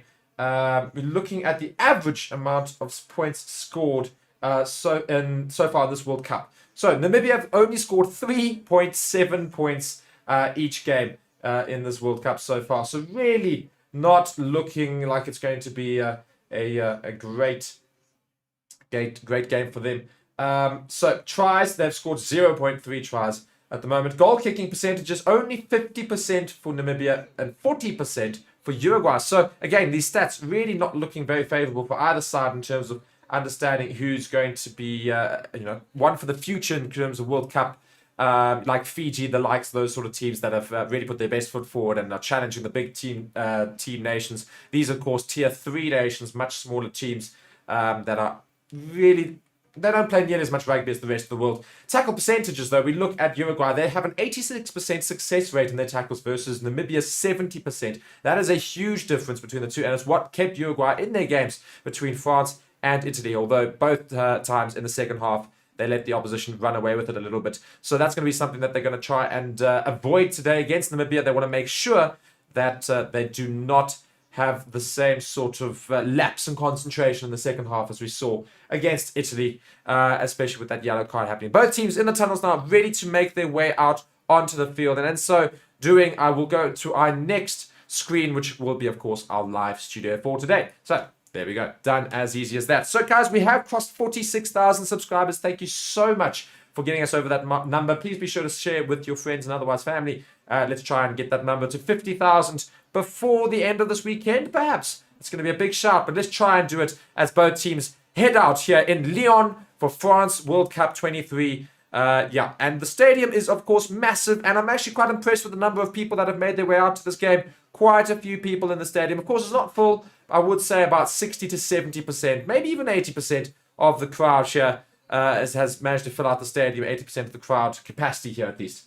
So yeah, guys, thank you so much for joining in. Be sure to like the video, and let's get some predictions on those comments there. And also, who's the standout player? Who's going to be the player that goes? And otherwise, if you guys aren't necessarily that interested in this game, but you're just joining in for the fun of it, let me know your thoughts about this weekend's games, and of course the games that happened this last weekend. We saw Ireland versus South Africa, monumental game, arguably one of the best World Cup games we've seen in recent history. So South Africa, of course, lost that game. Do you think if South Africa came up against Ireland again with the likes of Pollard at 10, that they'd come out successful? Let me know in the comments as well your thoughts there. So we're now about to have the anthems for both teams, and yeah, let's continue looking at a little bit of more stats between these two nations. Yes, the closest that Namibia have ever come to a victory in a Rugby World Cup was against Georgia in 2015. That's 8 years ago now, where they lost by just one single point. They lost by 1 point and were unable to do it. Of course, they've never made their way out of the pool, and it's unlikely that's going to change anytime soon. Their first World Cup appearance was in 1999. Prior to that, in the 3 previous World Cups, they did not appear, but they have appeared in every World Cup since. So 95 to 1999, 2003, 2007, 2011, 2015, 2019, and now 2023, as their anthem is now being sung as well. Uruguay have it. We're going to look at them. They've made 14 visits to the opposition 22 so far in this Rugby World Cup, but have only converted 4 of these entries into tries, turning the ball over on 10 occasions. So not very clinical finishes on Uruguay, but that is against Italy and France. Sorry, Italy and France, and of course that means you're not really expected to try and get over that defensive line all that often as Uruguay. But Hopefully they're going to do so more than Namibia today. Again, they're very much favourites for today. I reckon it'll be a big scoreline in favour of Uruguay. But the few Namibians that have made their way out to the stadium, they are there singing and waving their flags, and it's great to see their presence known in the stadium. Now we have the Uruguayan anthem, and of course the captain's got a nasty cut on his lip, and it's really bulged over for today, so not looking particularly pretty is Andres Villaseca. So let's look a little bit now at the referee for today, and of course just the venue that we're playing this match in. Let's go to the venue first, shall we? This is the second game of the Rugby World Cup 2023 to be played at the OL Stadium in Lyon, following Wales's 40-6 victory against the Wallabies. 3 more games are scheduled after this match, with New Zealand against Italy on the 29th of September, New Zealand against Uruguay on the 5th of October, with hosts France playing their final pool match here against Italy on the 6th of October. The OL Stadium opened in January 2016 and hosted the European Champions Cup and Challenge Cup final that year. Both teams will be playing their first test in Lyon. So a big stadium, really new stadium. It's a beautiful stadium here in Lyon. That is where today's match has been taking place. The anthems are finished. The teams are now taking to the field. Our referee for today is Mathieu Reynal of France. He debuted as a referee in 2009 and has had 45 tests as a referee. Rugby World Cup games as a referee, he's only had 4. So those are the notes there for those two. Of course, Uruguay's coach is Esteban Meneses, and Namibia's head coach is previous Springbok head coach Alistair Coetzee. So big names there for both the coaching staff. We are just about to get underway here in Lyon for this Pool A match between Namibia and Uruguay.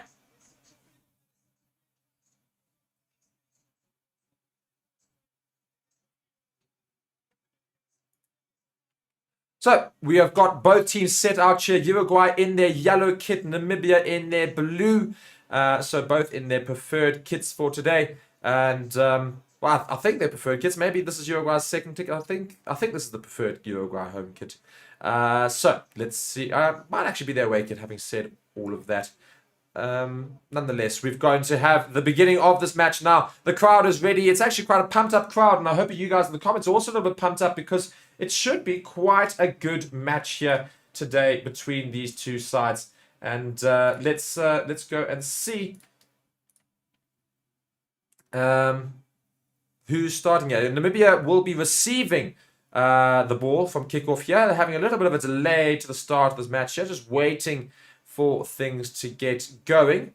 And we will very shortly have rugby for us to commentate through and watch along. And of course, again, if you guys are new, my name is Mark. I'm one of the commentators on this channel. I'll be taking you through today's game. And be sure to subscribe to the channel, like this video, and let me know in the comments who you're supporting, what the final scoreline will be. And do be sure to go and participate in that poll, which sees Uruguay currently with 68% of the vote. And speaking of Uruguay, they've got the ball in their hands. Echeverry with the ball in his hand, ready to kick us off for this clash and this encounter. Here we go. The whistle is blown. And Uruguay versus Namibia, the final game for Namibia in this match, in this Rugby World Cup 2023. The last chance they have to win a Rugby World Cup game for the first time, at least this year. They should surely be in the next World Cup. And they have received it in their 22. And it's now being taken out very comfortably here by Namibia. Pass straight back to Tiaan Swanepoel, who kicks it forward into Namibia's half there. And early exit. Not too far away, though. Tiaan Swanepoel, though, just reminding you, does play for the Lions in Johannesburg, so he's probably one of the more recognizable names in this Namibian side.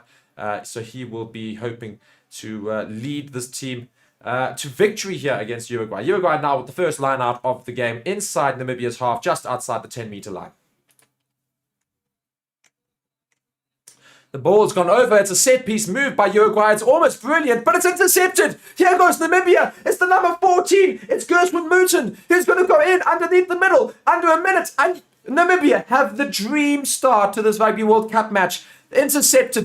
Uruguay tried a set-piece move, a misplaced pass, bounced around. And the number 14 for Namibia, Gershwin Mooten, has gone over and scored for Namibia. The first try of the day. Brilliant for Namibia. Great start, and that's exactly what they would have been hoping for. My word. A little bit of raptures there for Uruguay, but so brilliant from the winger there for Namibia to get through. Just manages to spot the ball, picks it up whilst it's bouncing, and makes that sprint from just inside his own half, straight underneath the poles. Namibia lead 5 points to 0. What a start to the game for Namibia. Fantastic. Ubuntu Capital here saying Uruguay by 18 points. Well, at this point in time, Namibia lead them, so maybe it's not going to be as high a scoring match, but, this was intercept try. But a great start for Namibia. Absolutely fantastic to see them get some early points here, and also converted very capably there by the number 10, Tian Swanepoel, for Namibia. So, really poor start for Uruguay. A messed up set piece there. And Mutin was already smiling and laughing about scoring a try before it even crossed the 5-meter line. Fantastic. So Uruguay having to kick off again now in 2.5 minutes within to this game. They're already kicking off because they've already conceded a try. Namibia do well under the high ball again. Doing very well to get under that. And setting it up here is Damian Stevens, who passes back to his fly off Tian Swanepoel again. And it's the exact same thing. Rinse and repeat. The ball's gone out a little bit further ahead this time. Just inside the 10-meter line there. So good exit there for Namibia. And Uruguay will now have a chance to attack Namibia in their half, just inside their half. But Namibia doing well to exit there. Alistair Coetzee will be chuffed as anything with that start for Namibia. 1 try to their name already.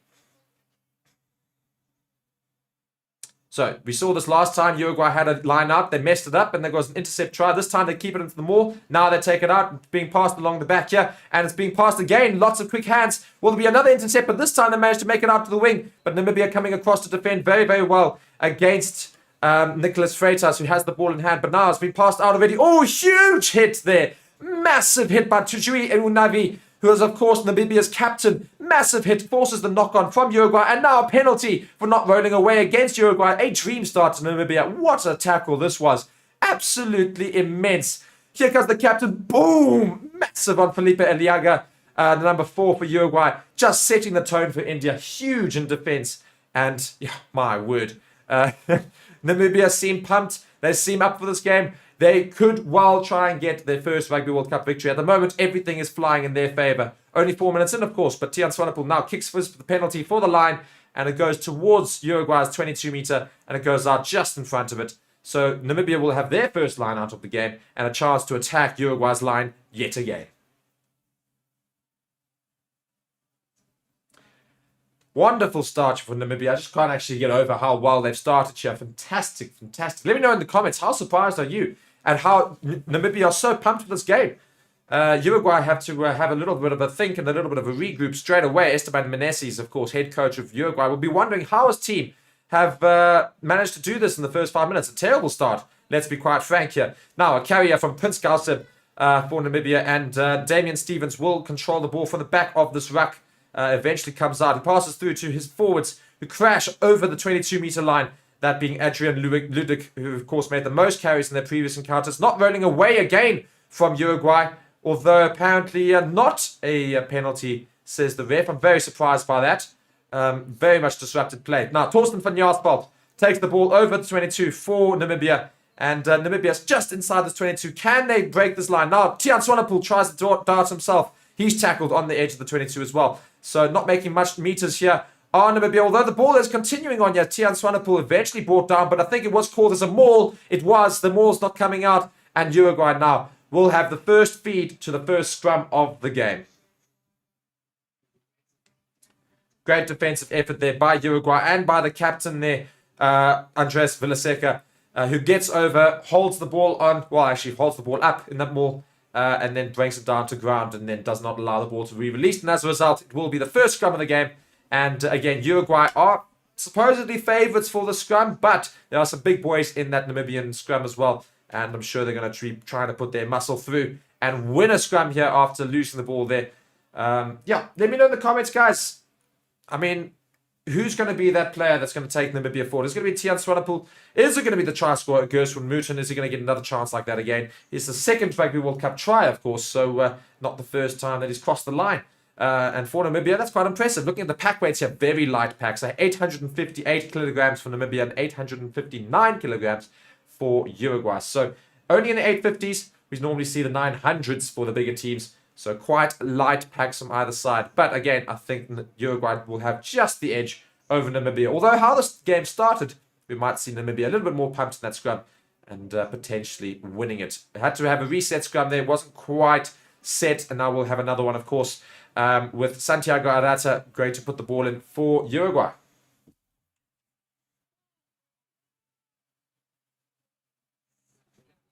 Bind, set. Namibia had a good feed, but they dropped straight down. And overextension by Namibia by quite some distance. Uruguay winning the penalty.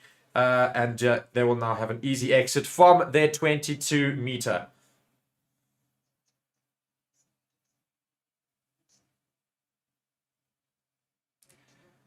So Echeverry will kick for the line now for Uruguay. It's I would say a good kick, but it's only just gone out. It is actually a good kick in the end. Although Namibia should have been a little bit more awake to that. They could have stopped the ball going out and kept the ball in play. It's gone out just over the 10-meter line in Namibia's half. So a good platform here for Uruguay to get going. 77% of the possession after 7 minutes in this game goes to Namibia. So Uruguay really struggling to get a foothold into this game so far. So another line out to Uruguay. They get the ball out. Now it's swinging quickly again across the line as quickly as they can. And, massive hit there. But it's knocked on by Uruguay, I think. Unless they said the ball's gone backwards. This is terrible refereeing. Personally, I think this ball's gone forward. Indeed, it has gone forward. And they have now finally called it. The ball was knocked on. And it will now go to Namibia. Namibia scrum. Uruguay really struggling to hold on to this ball and otherwise get into this game. Knocked on there by Felipe Arcos Perez as he gets hit hard in the tackle by Mutas of Namibia. So, great defense there as well. But what is going on with Uruguay? What is going on with Uruguay?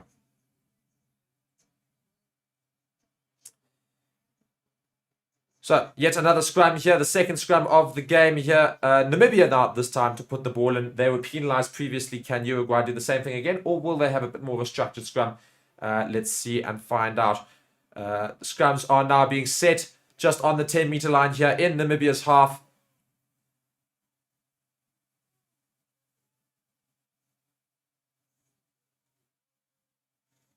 Scrum is set. Uruguay have got a huge push on this, but Namibia managed to get the ball out. They've got numbers on the far side here. They're trying to pass it through, but it's a terrible pass. Hospital pass by Tian Swanepoel to his number 13, Alkino Isaacs. So now Stevens will take the ball out for Namibia. Early runs there by Namibia. They're a little bit all over the place, but managed to hold on to the ball. Stevens now resetting here. Is he looking for a kick over the top? He is indeed. Is there going to be a decent chase? Not really. A lack of a chase from Namibia.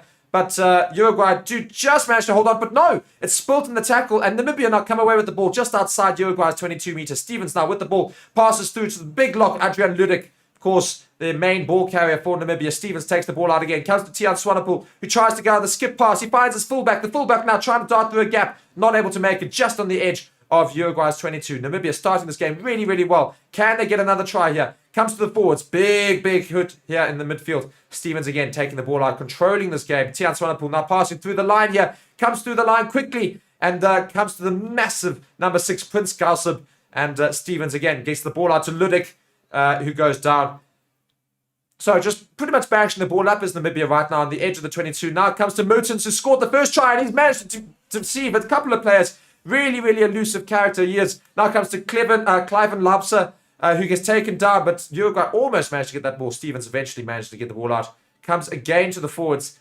Steven really just trying to manage this game here. Let's see what Namibia can do now. Passing through the back line. And they're passing through. They've got numbers on the wing. If they get the short pass, it looked a little bit forward. But the number 11 is going to go over. Here's JC Failing has scored the second try for Namibia in this game. Although I think they will go back to see if it was a forward pass. But if it's not, Namibia have had the dream start that they've always wanted. They are on track to get their first victory in a World Cup. They are so pumped for this. Look at them. 12 points to 0. Of course, with a TMO decision to come. Will they manage to actually get this try standing?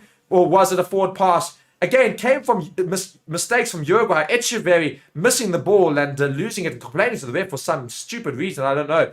Big carry as well by Prince Gausib just before that. Also, a couple of missed tackles there for Uruguay again.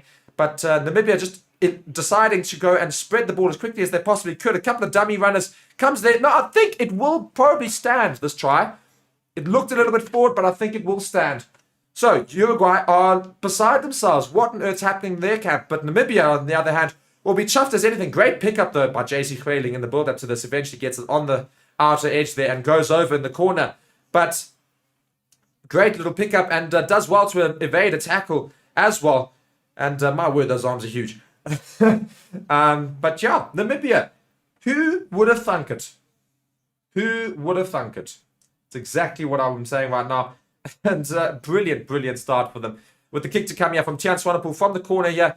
And will it be a successful kick? He looks to kick up. And it's straight through the center. The Lions fly half doing exceptionally well to keep Namibia in this game. Of course, it's one of their star players for Namibia. The one that's going to try and get them going in this Rugby World Cup final match here for them. Tiaan Swanepoel, that is. And he's been very crucial to their plans so far. And he's working well. So we are about quarter of the game through. Not even quite a quarter, but about 15 minutes, a quarter of an hour of the way through this game. And Namibia lead 14 points. Uruguay with 0. Unbelievable. Uruguay once again kicking into Namibia's half, of course, as a result of that try. And Namibia once again as well, doing very well to get under the ball, control it. Stevens now looking for his fly half, looking to try and get this ball out ASAP. Actually calls for Ludik, the big number 4. And now controls at the ruck here and is waiting to get a couple of forwards here so that he can box kick it out, does Stevens. And Stevens now, he's just shimmied it there. And Tiaan Swanepoel eventually gets that ball and he's kicked it deep into Uruguay's half. It's gone out just under about the 22-meter line. Fantastic kick there from Tiaan Swanepoel. Everything going in the direction of Namibia at the moment. Fantastic from the Lions Lions fly half rather. I cannot believe how well Namibia have started this game. Let me know in the comments what's the final score going to be, because at this rate Namibia are scoring points faster than there are minutes. This could be 80 plus for Namibia at this rate. Unlikely, of course. I'm just making up a little bit of jokes. But Uruguay once again have a line out on the far side of the field here. It's been very clean in the line out so far for Uruguay. Now they're trying to set up the maul, trying to bring into the forwards, who of course are a bit more dominant than Namibia. But the maul does now stop. The scrum half, Santiago Arata, does arrive at the ruck, at the maul rather, getting ready to box kick over. And it does go up now. Is the chase going to be decent from Nicholas Freitas? Not really. And it's covered there very easily by the try scorer, JC Kleiling, and it comes to Tiaan Swanepoel, who kicks deep into Uruguay's half again. Comes just over his head. Great pickup there, though, by the fullback, Baltazar Amaya. It comes, though, a great little stepping show from Echeverry, and he eventually gets taken down by Prince Galsub, and Namibia doing very well to swamp him all the way back into his 22. So I think they're going to be able to ruck over. Yeah, no, but penalty to Uruguay, unfortunately, just collapsing as they went through, just going off their feet. In the ruck. So unfortunate there, but they were almost brilliant, Namibia, to go and cause yet another bit of a mistake from Uruguay there. Echeverry doing well to evade a couple of players before that piece of play, but then gets tackled by Prince Galsub and then gets gobbled up as well by Tiaan de Klerk, the number 5 for Namibia, who then pushes him right back into the 22. So great defense from Namibia so far, and that's what they have not had in their previous 3 encounters against Italy, France, and New Zealand. So great to see them fighting hard here. 24 carries from Namibia to Uruguay's 4. 201 meters made by Namibia to Uruguay's 25. These stats are unbelievable. Ridiculous stats. And fantastic to see Uruguay really struggling in this game in terms of Namibia making a game of it. Everyone thought Uruguay would win this game. Everyone's saying Uruguay by 18, a couple of people as well. In the comments, I said Uruguay would win by 18 points. And look at this. Not at all. Namibia with 14 points to the name already. Now, the line-out, of course, for Uruguay after that penalty that they conceded has gone well. They've set up the maul and it's motoring forward now. Namibia struggling a little bit with this. It's eventually come to a stop here, although it's still motoring forward a little bit. The same maul goes over the 22 now. Gets escaped from German Kessler. And he goes down, but Prince Galsub tries to get over it. Unsuccessful. Now comes away. Arata takes it out to his forwards. And he's very isolated here. Tiaan Swanepoel tries to get over, but the ball does come out clean. Quick hands here from Uruguay. The kick over the top. Will it be going over? Bautista Basso is not going to get there, but Namibia do manage to get there. It's the number 15, Cliven Laub, so he does put the ball over. So it will be, I believe, a goal line dropout for Namibia. No, actually, he was carried over, apparently. He managed to get the ball just before it went over the line. So it will, in fact, be a scrum to Uruguay on the 5-meter line. Yeah, indeed it is. He does pick it up, does Cliven Laub, so just before the line. And as a result, it will be a 5-meter scrum to Uruguay. So it's going to be a huge scrum set piece here for the Namibians. Can they manage to stop Uruguay getting over? It's going to be a big ask of the scrum right on their 5-meter line. But they've done so well so far in Namibia. Can they stop Uruguay scoring and coming back into this game as soon as possible? So just 16 minutes have gone by and it feels like the game's only just started. Unbelievable. Jerry here saying in the comments, please Namibia, at least one win. Well, they've never won in the World Cup. Could they do it today? They've had a great start. Let's see if they can keep it up. Although Uruguay just wasting a little bit of time here down the back play for tying some shoelaces and otherwise. I think just trying to regroup a little bit just before they get the scrum going on the 5-meter line. And let's see if Namibia can hold them back. I'm not sure they're going to be able to. I think this Uruguayan scrum has already shown its dominance so far in this game. So we'll probably see Uruguay get over for a try for themselves here if the scrum goes very well. And hopefully it'll go over quickly so that Namibia don't get a yellow card. We don't want to see yellow cards in this game. We want to see a good fair fight between 15 players on either side. NOL time saying, let's go Uruguay. So definitely a Uruguay supporter there. And again, let me know in the comments, guys. Who are you supporting today? Uruguay or Namibia? And of course, be sure to like the video as well whilst you're there. And Arata now putting the ball into the scrum and it's gone straight down on Namibia's side already. And it's a penalty to Uruguay. And I think they might well call for another scrum if they're anything intelligent. This Namibian scrum is really, really struggling. Although the maul also worked very, very well for them. So they might kick into the corner here. Echeverry with the ball in hand. No, they've called for another scrum. As I said, it's probably going to go to another scrum because the scrum is looking brilliant for Uruguay.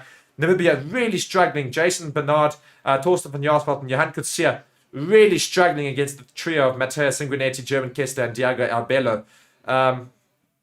So let's see if Namibia can try and hold the scrum back. It's going to be a tough ask. A very, very tough ask. We're almost up to 100 viewers, guys. Please be sure to like the video. Thank you so much for joining me here. My name is Mark, and you'll be joining me for South Africa's game this weekend. I will be commentating that, so cannot wait for that one as well. And let me know about your thoughts about South Africa's performance so far in this World Cup, as well as New Zealand, who are playing against Italy. Massive game this weekend. Much better from Namibia, holding up fantastically in the scrum. Eventually, though, it does just collapse a little bit. I'm actually a little bit upset by the ref there because that scrum was set up for ages, and he didn't let the ball come. He didn't ask for the ball to be escaped. I mean, the ball was there, ready to be taken out, and he just lets the ball stay. I mean, it's actually nonsense from the ref, if I'm quite frank. Very unfortunate for Namibia, but I think they're just being told now just to be careful. Yeah, for standing up in the scrum, they were penalised. But quite frankly, that ball should have come out a lot sooner than it did. And Namibia almost fought back brilliantly there, but I think just the ref letting them down a little bit. Yeah, let me know your thoughts as well. I mean, I'm hoping, I'm not hoping, but I'm assuming there's quite a few Namibian supporters in the comments. Let me know. Otherwise, are they Uruguayans? I could be completely wrong. I might be speaking to a majority Uruguayan outfit here.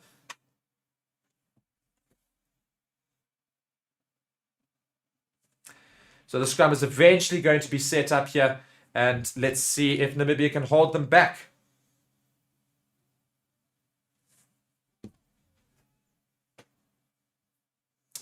Right, Santiago Arata now puts the ball into the scrum. Namibia doing very well to hold it up so far. Get that ball out, surely, ref. That ball must come. Ref, that ball must come. It eventually comes out by Carlos Dius. And he goes straight down. Namibia doing well to tackle so far. So they've managed to hold up the first part. The first job they've managed to do. Great tackle there by Danko Berger. And now comes to Namibia again.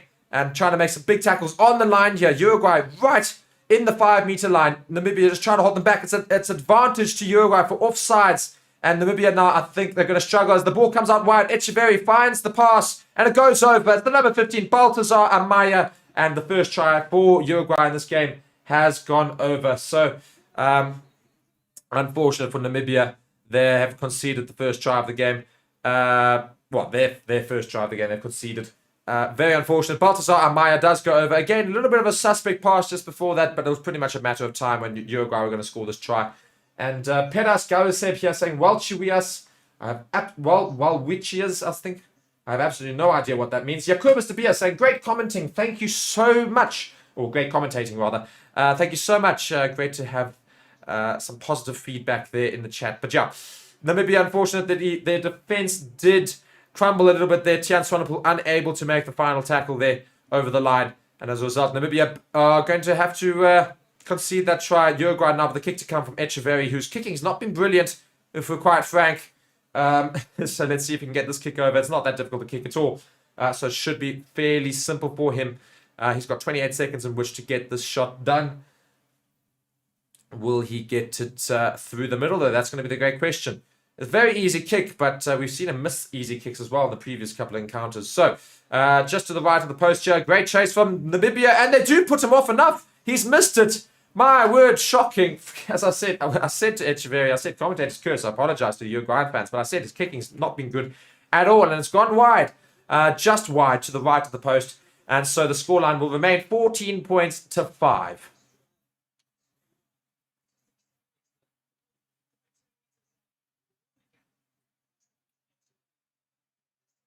So both wingers for Namibia have so far scored in this game. Can we see more tries from either of the Namibian wingers, or will we see a Uruguayan fight back? As we hit the halfway point in this first half, 20 minutes gone, Namibia kick into Uruguay's half, deep into Uruguay's half, and Arata's under that, does well to carry it. And then a huge hit there by Ludik. And Namibia almost doing well to get over that, but not able to in the end. And the ball does come for Uruguay, and Arata is over it. Getting ready to get this ball out, box kicking from within his own half, just kicking it back into the ruck, and he will now kick the ball out, as the ball now does come out. There we go, Arata. It's not a great kick though, it's gone straight up, it's a up and under, although it's brilliant chase there by Bautista Basso, who manages to get the ball a little bit further ahead, and now here comes Uruguay on the attack. They've got numbers out wide and they can get the ball out, but it's been misplaced, the pass, and it's been knocked on now, so it's going to be a scrum to Namibia, about 10 meters out. Brilliant from Namibia, causing a little bit of mistakes from Uruguay. Uruguay again, just really struggling to get to grips in this game, and they've just made another error there. Misplaced pass first, and then the attempt to go and grab the ball. He's got to knocked it on inside his own 22-meter line, which means that Namibia will now have a scrum deep inside Uruguay's territory, just about halfway between the 5-meter and the 22, and this could potentially cause another try-scoring opportunity. Can they get it over the line? That's the great question. Charles Moreira saying magic, fluent commentary. Well, thank you so much. Very much appreciated. Love it. Be sure to keep commenting, guys. I would love to have some more comments in the chat. And if you guys want to have even better commenting, it's much easier if there's more people commentating, rather. If there's more people commenting in the chat section so that we can get more people in the chat and more people involved with what's happening in this game. It's great to have some discussions with everybody here and great to talk rugby. Of course, we've got huge games coming up this week. So Namibia now with this scrum underway. They've got a good hit on this, although Uruguay also look to be set quite well. Can they get this ball out quickly? It's standing still. So Namibia have managed to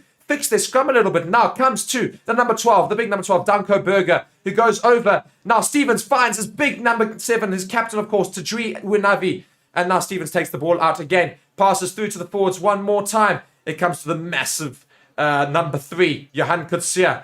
And Stevens once again tries to take this ball out quickly. Comes to Ludik, who's been their big ball carrier throughout this World Cup. It's now an advantage to Namibia as a result of offsides. And they do manage to hold on to this ball just on the 5-meter line here. It's intercepted. There will be a penalty again. So Namibia still have another opportunity to score a try here. Do they go for points? It's almost right in front of the posts. Or do they try and go for another try? Do they go exciting rugby or test match rugby? That's going to be the great question. Ref just having a chat to Stevens here. Just telling him, I think, just to calm down a little bit. And they will go for posts here. The sensible decision is taken by Namibia. Some more points is required. Tiaan Swanepoel will have an opportunity to kick at goal now. Great, though, from Namibia to go and get into the 22 and leave with points, hopefully. So just playing the clever man's game. Alistair Kutsia clearly coached them well in terms of decision-making. But, yeah. Seeing 4 handling errors so far from Uruguay versus Namibia's 0. So that just tells you exactly what's going on right now. Namibia up for this game, not making any mistakes. Uruguay just struggling to get a foothold. So Swanepoel has kicked 2 kicks out of 2. So he's got a success of 100% so far in this game. And this is just 22 meters away from the post. So really, really easy kick for the Lions. Fly half. And I'm sure he'll kick it straight through the middle of the post and put Namibia up to 17 points. 17 points to 5 will be the score after this as he puts the ball through. Here it comes. Got 5 seconds to kick. It's wasting all the time in the world. Does sail straight through the middle. It's a great kicker is Tiaan Swanepoel. And as a result, Namibia now lead this game 17 points to 5. Temba Shabalala here saying Uruguay will cost us. Who's going to cost who? Oh, Uruguay costing how? How are they going to cost us? NRL time saying, as a Uruguayan, I'm embarrassed by the score. Well, yes, they were the favourites, Uruguay, going into this. So, you know, one imagines that they would have been further ahead than Uruguay, than Namibia. Oh, no, there's the first mistake from Uruguay. Sorry, from that restart, we're just seeing there. Uruguay do capitalize upon a mistake from Namibia in the 22. They knock it on. I think it was Tian de Klerk who knocked it on. And now Uruguay on the attack just outside Namibia's 22. It goes down. And now Ratza takes the ball out, passes through to the forwards. Big tackle though from Ludik. And he tries to get over but unable to do so. So now Uruguay with the chance to go over. They've got numbers out wide here. It's once again the number 13, Felipe Alcos Perez, who takes the ball in. But Ratza will now go and get that ball. Oh, there's a little bit of offsides from Namibia potentially. Yeah, indeed. The arm is out there from the referee. And yeah, just one early there. I think it was Ludik, the number 4, who went early. Now Uruguay can play with a little bit of freedom here as they just enter Namibia's 22-meter line. Arata now jives himself. He managed to make about 10 meters. Great little dart from him. And now comes back. Uruguay are coming with their numbers. Here comes the number 13. He's managed to break through in a great little pop pass to German Kessler on the line. But it's been stolen by Namibia on the 5-meter line. Fantastic there. So they'll go back, though, to the penalty. I thought the penalty was over. Made quite a lot of meters, did Uruguay. So I thought the penalty was over. But Namibia managing to stop the try. So the penalty was just outside the 22. So they've managed to come back to there. So great defense from Namibia in the end. But all caused by a mistake much earlier on. Coming back to the comments here, great to see you. But yeah, I was saying, as a Uruguayan, you're embarrassed by the score. Well, they seem to have found they're putting a little bit more now, so they might well come back into this game, as Echeverry looks to be looking, I think, for the line, perhaps. Yeah, he is looking for the line, so they're not going to bother kicking a post. They're going to be kicking straight for the line, which is quite an interesting decision from Uruguay, but I'm sure they will probably get points. Not a brilliant kick. It's about 10 meters out. Going back to the comments here, Lickius, saying, Dambo, you are really good. Well, thank you so much. Jerry is saying, where Witchia, the oldest plant in the world? Okay. Not quite sure what this is supposed to mean, but Temba here saying, I said Uruguay half-time and full-time win. So, did you bet, I assume, with our partner, Boyle Sports? So, yeah, not going to win you much money there if Uruguay do win, because I think our good friend Chris, who does our betting show every week, did back Uruguay to win this match. So right now, not looking favourable, although they've set up the maul from this line out. It's looking very good. Namibia are crumbling underneath, and they're motoring forward as Uruguay, and they're going to go over the line, and it's a try. Uruguay do score. I think it's German Kessler with the ball in his hand. It is indeed German Kessler with the try. So Uruguay back up now to 2 tries. So the 2 tries apiece to either side. Uruguay with 10 points now with the kick to come. Namibia conceding that try. They're really struggling in the forwards department, are Namibia. They're struggling to front up against the Uruguayans, who are just a little bit bigger. And Uruguay now starting to get back into this game after starting so poorly. So, yeah, indeed. With the kick to come here, I'm sure the kick might well be missed, though. Echeverry's not been good with the boot this entire World Cup so far. But Namibia don't want to be conceding these tries too often. They really want to try and get some more points on the board, because I do fear that come the second half, we're going to see a much better Uruguayan side. So they really want to try and put some more points on the board to try and get as far out and as far in front as possible. Yeah, very, very well executed maul though by Uruguay. So I give them all the credit, because it was a fantastically set piece. Fantastically set piece. There you go. There's the English for you. As Echeverry's now got 25 seconds to get this kick over. He's kicking from the near touchline, so it's quite a difficult kick, which is why I'm really not backing him too much. Yeah, it's just about on the 5 meters away from the touchline. It's a great chase, yes, again from Namibia, just trying to cause a mistake, but it's actually an even better kick from Echeverry. It does sail over. It is now Namibia 17, Uruguay 12. And we've got just about 11 minutes left of this half. And it's been an incredible half of rugby, if I'm quite frank. A few mistakes from Uruguay, don't get me wrong. But the problem is that I do fear Uruguay will come back into this game quite significantly. But otherwise, it's been a fantastic game.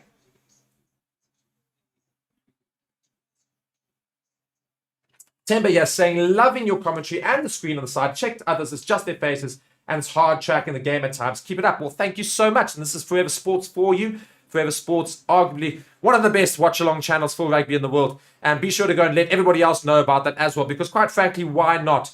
You know, we really want to try and have more people. We were really motoring before the World Cup. I mean, we are one of the biggest in the world anyway, if not the biggest rugby watch-along channel.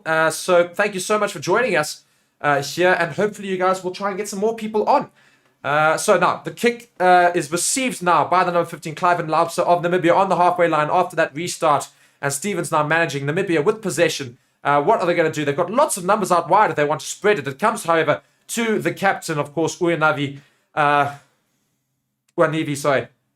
And it's kicked forward by Tian Swanepoel. It's going to be a big chase by Gershwin Mooten, who, of course, scored the first try of this game. He gets there. He makes the tackle. No, he doesn't. He's eluded. But now here comes Uruguay away from this. And it's a little bit of broken play. And Uruguay got numbers outside. But great tackle there eventually by Tian de Klerk. Just forcing the ball out of his hands as well. So Namibia come away with the ball inside Uruguay's half, just about on the 10-meter line. Stevens now passes to Tian Swanepoel, who's motoring up. He tries to fend off one player. Doesn't really do it very well.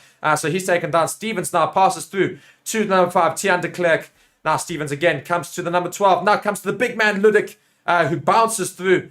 And the forwards are big for Namibia, but they just seem to struggle as a unit. Tian Swanepoel now trying to find his captain again. Oh, huge tackle by Arata on the captain. So massive hit there. Stevens now managing at the ruck. There's a little bit of a gap there for Torsten van Jaarsveld. He's not able to get through though, and comes away from Stevens. Finds Tian Swanepoel, who now eventually finds his other prop, Johan Kutsia.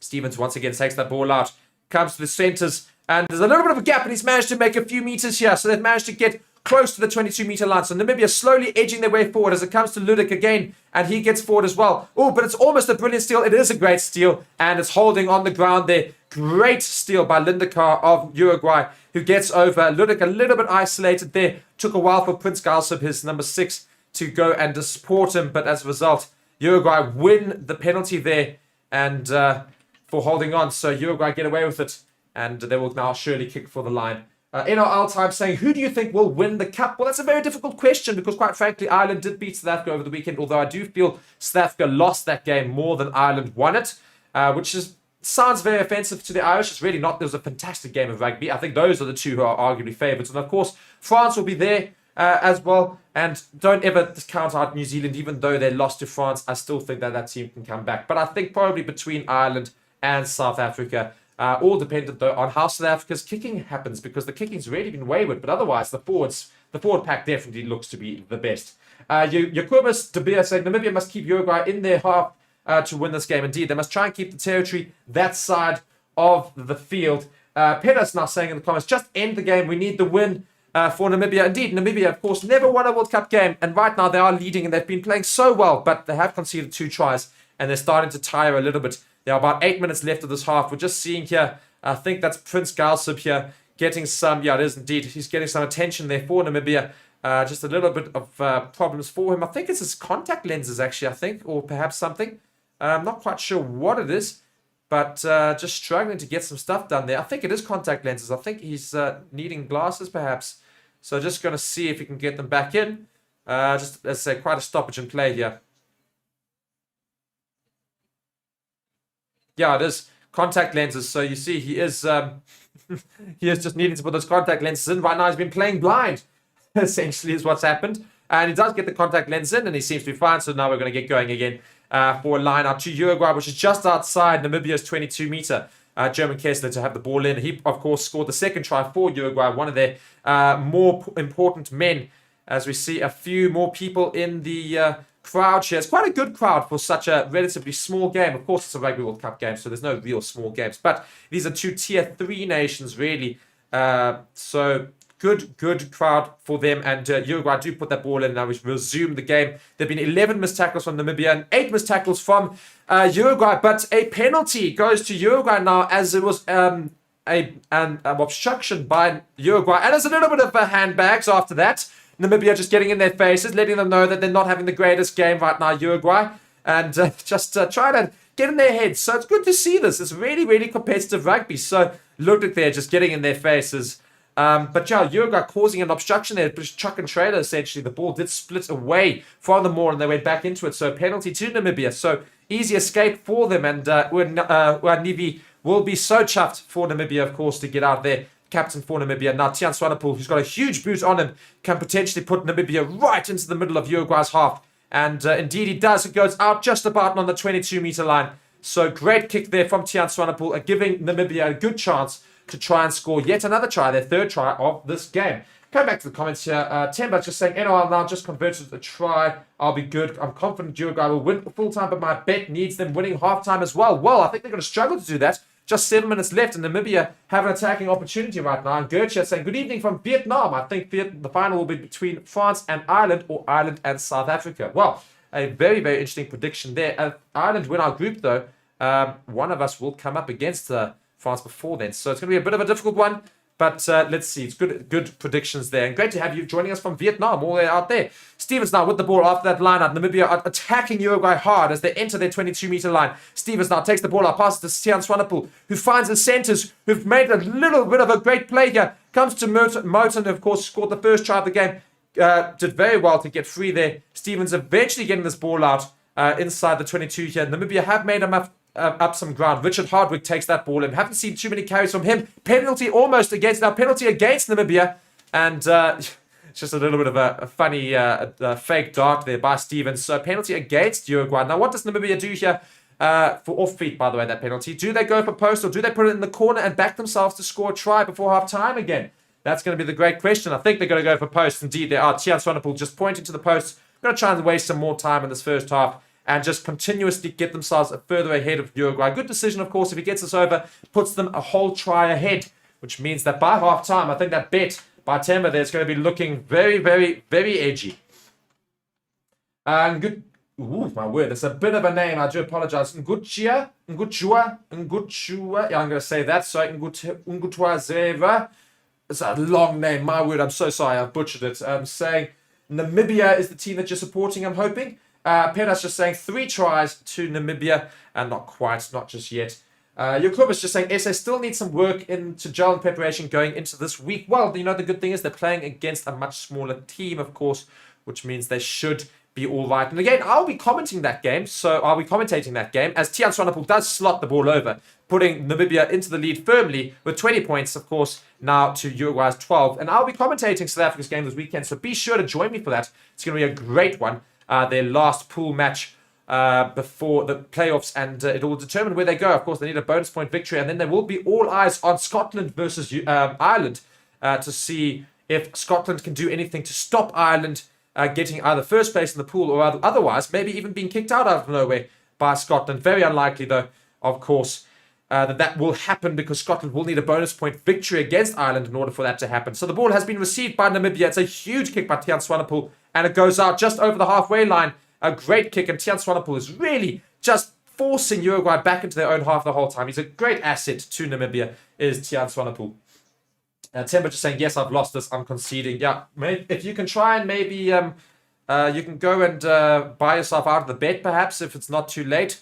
You know, you can go and end it very early just to try and get a little bit back. Try and go and do that right now. Of course, that is with our sponsor, BOYLESPORTS. Be sure to go check them out, as well as BitDefender in the comments, in the chat section. No, in the description of the video. Anyway, Uruguay have taken the ball out of that lineup. They've received it on the halfway line. They tried to go blindside now. It's a little bit of an interesting move, and it's a great run there. Oh, it's a high tackle there from Tiaan de Klerk. I'm surprised they've not called it. I think it's just because it's a little bit backwards. Anyway, breakdown and play here. Namibia eventually take the ball down on their 10-meter line. Uruguay still coming forward at pace. Comes to the number 13, Felipe Arcos Perez, who gets taken down on the 10-meter line, but it's been spilt a little bit, but backwards, says the ref. And a little bit of a borderline forward pass there. Yeah, indeed, a forward pass has been called against Uruguay there. So it will be a Namibian scrum. Namibia doing so well just to force so many errors from Uruguay. Uruguay really have themselves to blame at the moment. There's just forward passes, handling errors, just really basic errors just falling into their game. But all credit to Namibia, because they're the ones causing this. They're the ones just forcing the mistakes from the Uruguayans. Alan Robinson saying, don't underestimate Wales. They are on the ascent at the moment. Well, my big thing with Wales, unfortunately, going into this World Cup is, for all I say, yes, don't underestimate them, is that they've not beaten the big teams. And they've, the big teams before the World Cup started. And they're going to struggle against the much bigger teams, the likes of France, Ireland, South Africa, New Zealand. And so I don't count them out. Don't get me wrong. Anybody can win the World Cup, but I do fear they don't have enough for this World Cup. And, maybe they do. People said that about South Africa in 2019. They said, I'm not sure they've got enough. And they came back to win it, of course, against England, who are easy favourites after beating the All Blacks in the semi-final. That was a monster clash. It was a fantastic game in 2019 between England and New Zealand. Everyone thought England would go on to win the World Cup as a result, beating South Africa. But South Africa definitely the ones who rocked up for that game, rather. So maybe we'll see the same thing from Wales. But I don't see Wales winning the World Cup, unfortunately. Not this one, at least. Maybe in the future. Licky is saying, let's not live out Fiji. Fiji have been fantastic, but there's no ways they're winning a World Cup. But great to see them hopefully leave the pool stages for the first time in their history, getting into the quarters. And I'm very excited to see who they will play. And maybe they can cause a couple more upsets. But I think by semi-final time, if they do manage to win their quarterfinal game, they will not proceed further than that. But it'll be a great story if they can. Stevens takes the ball out after that scrum for that knock-on. And the number 12 there, Danoko Berger, hits it deep into Uruguay's half, into the 22. It's gathered easily by Echeverry, who kicks it back into Namibia's 22, covered by Tian Swanepoel's running forward now. He's going to put the up and under in. No, he's just chipped it straight into the 22-meter. And it's once again fielded here by Uruguay and kicked within the 22, looking for the line, though. Not going to go out. And it's fielded by, I think, JC Greiling, who's now going to kick it himself. No, indeed, I think it was Danko Berger. He kicks it back in the 22. It's just a game of ping-pong right now, kicking to one side to the next. Although now they look to be running as Uruguay come forward. And they've got numbers on this near side, but a great tackle by Ludik. And, it's not really rolling away right now. And a penalty against Namibia for that. And it's tapped and gone, so it's quickly taken by Uruguay. And Echeverry finds his number 4, Felipe Aliaga. And Namibia trying to get over this ball. I think they're over this. I think they're going to steal it. I think they have stolen it. They have indeed stolen it. Stevens takes the ball out. He tries to kick in behind. It's a really stupid kick, if I'm quite frank. It's really not done much for them. Uruguay now trying to come back at them once again with possession in hand. And there's a great little carry there by Baltazar Amaya onto the halfway line. And Uruguay once again had possession. Really stupid kick by Stevens. And now Uruguay have got a huge amount of numbers on this far outside here. But I think that was JC Greiling doing very well to cut it off before it could become a problem. And he cuts him down on the 10-meter line. So great piece of play there by Greiling. Once again, rolling away seems to be very slow from Namibia. And a very loose pass from Uruguay. And it'll eventually be kicked by Uruguay towards the line. And it does bounce twice. And it goes out just past the 10-meter line. Very scrappy piece of play. But eventually the ball does go out. Uruguay, not with a big advantage then. Namibia will have a line out just inside, just past their 10-meter line in their own half.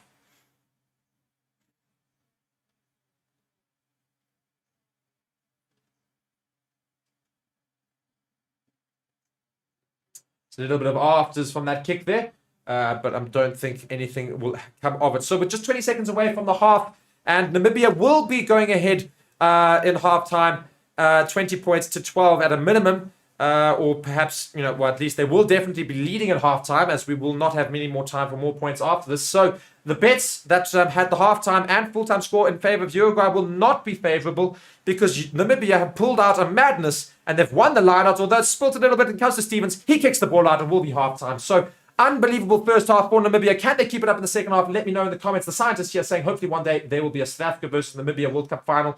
I don't ever see it, but it would be fantastic to have it, of course, next door neighbours in the world of geography.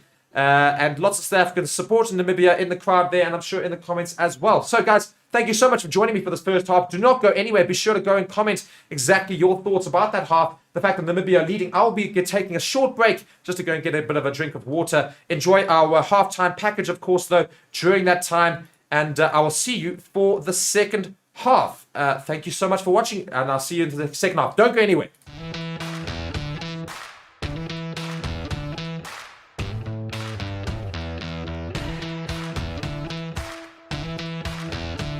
Hello and welcome to Forever Sports. My name is Reese. I'll be talking to you a little bit today about one of our channel partners, BITDEFENDER. BITDEFENDER is a global leader in cybersecurity. BITDEFENDER is committed to defending people all around the globe against cyber attacks, as well as to transform people's digital experiences. In the next 6 months, Forever Sports will be covering major tournaments such as the Rugby Championship, the Premier League, the remainder of the Formula 1 season, as well as embarking on the biggest Rugby World Cup YouTube campaign ever. To ensure that these are all a success, it is imperative that the Forever Sports channels and platforms remain uncompromised. And with BITDEFENDER, we can be assured that our cybersecurity needs are being taken care of. To read more on BITDEFENDER, please be sure to check the links in the description of our video. Once again, thank you very much to our partner, BITDEFENDER, for joining the channel. I've been Reese here on Forever Sports. Thank you very much.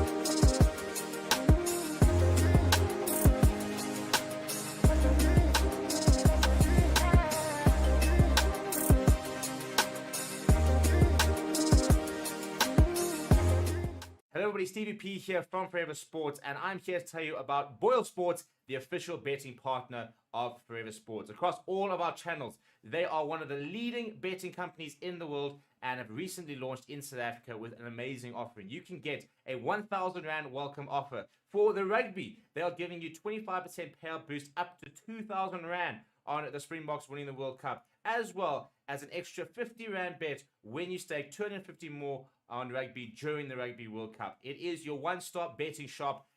That is BOYLESPORTS.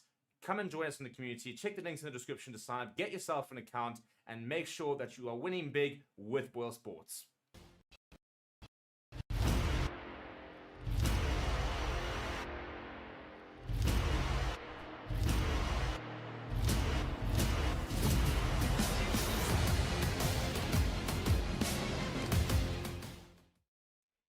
Hello and welcome to Fair Rugby on Fair Sport for today's World Rugby Rankings preview.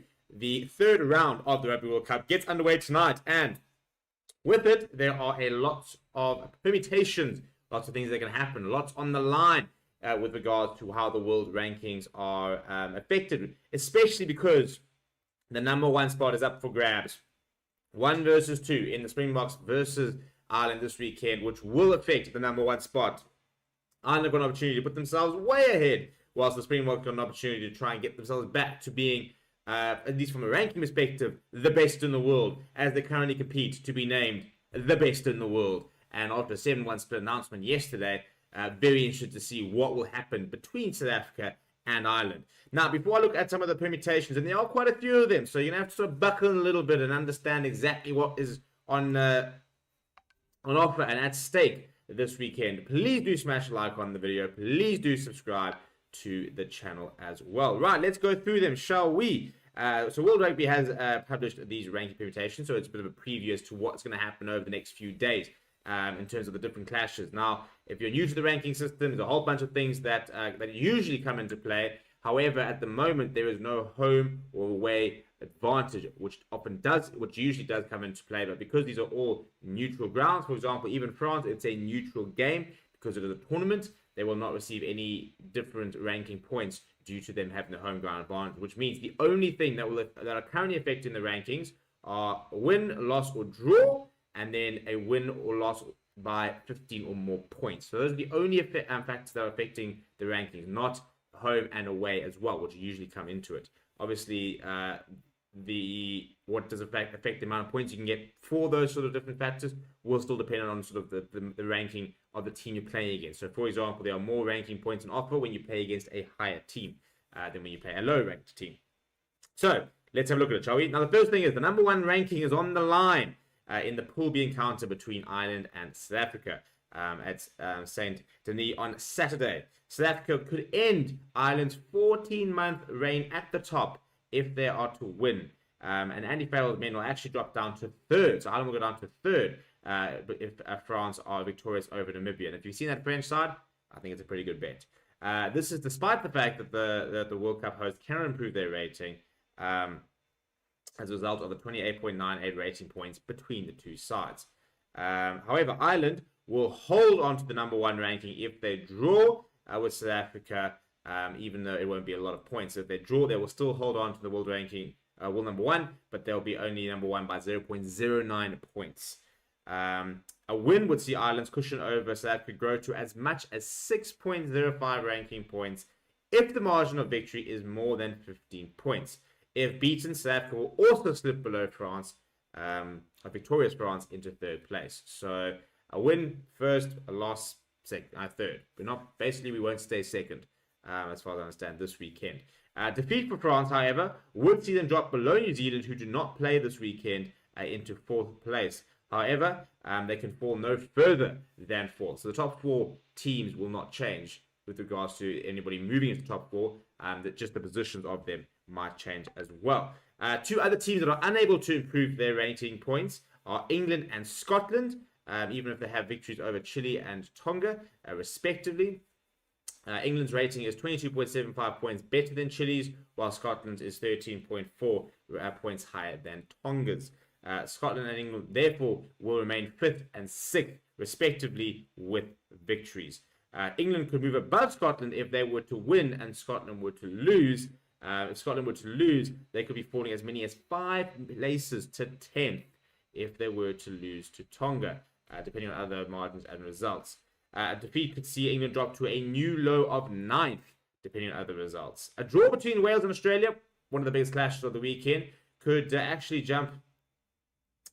could see their Pool C rivals Fiji climb 1 place to equal their base position of 7th in the expense of the Welsh, whilst Fiji, who do not play this weekend, could actually jump as high as 5th if England and Scotland both lose and Australia and Wales draw. Australia will fall to a new low of 10th if they lose their Pool C meeting with Wales and Argentina beat Samoa. However, victory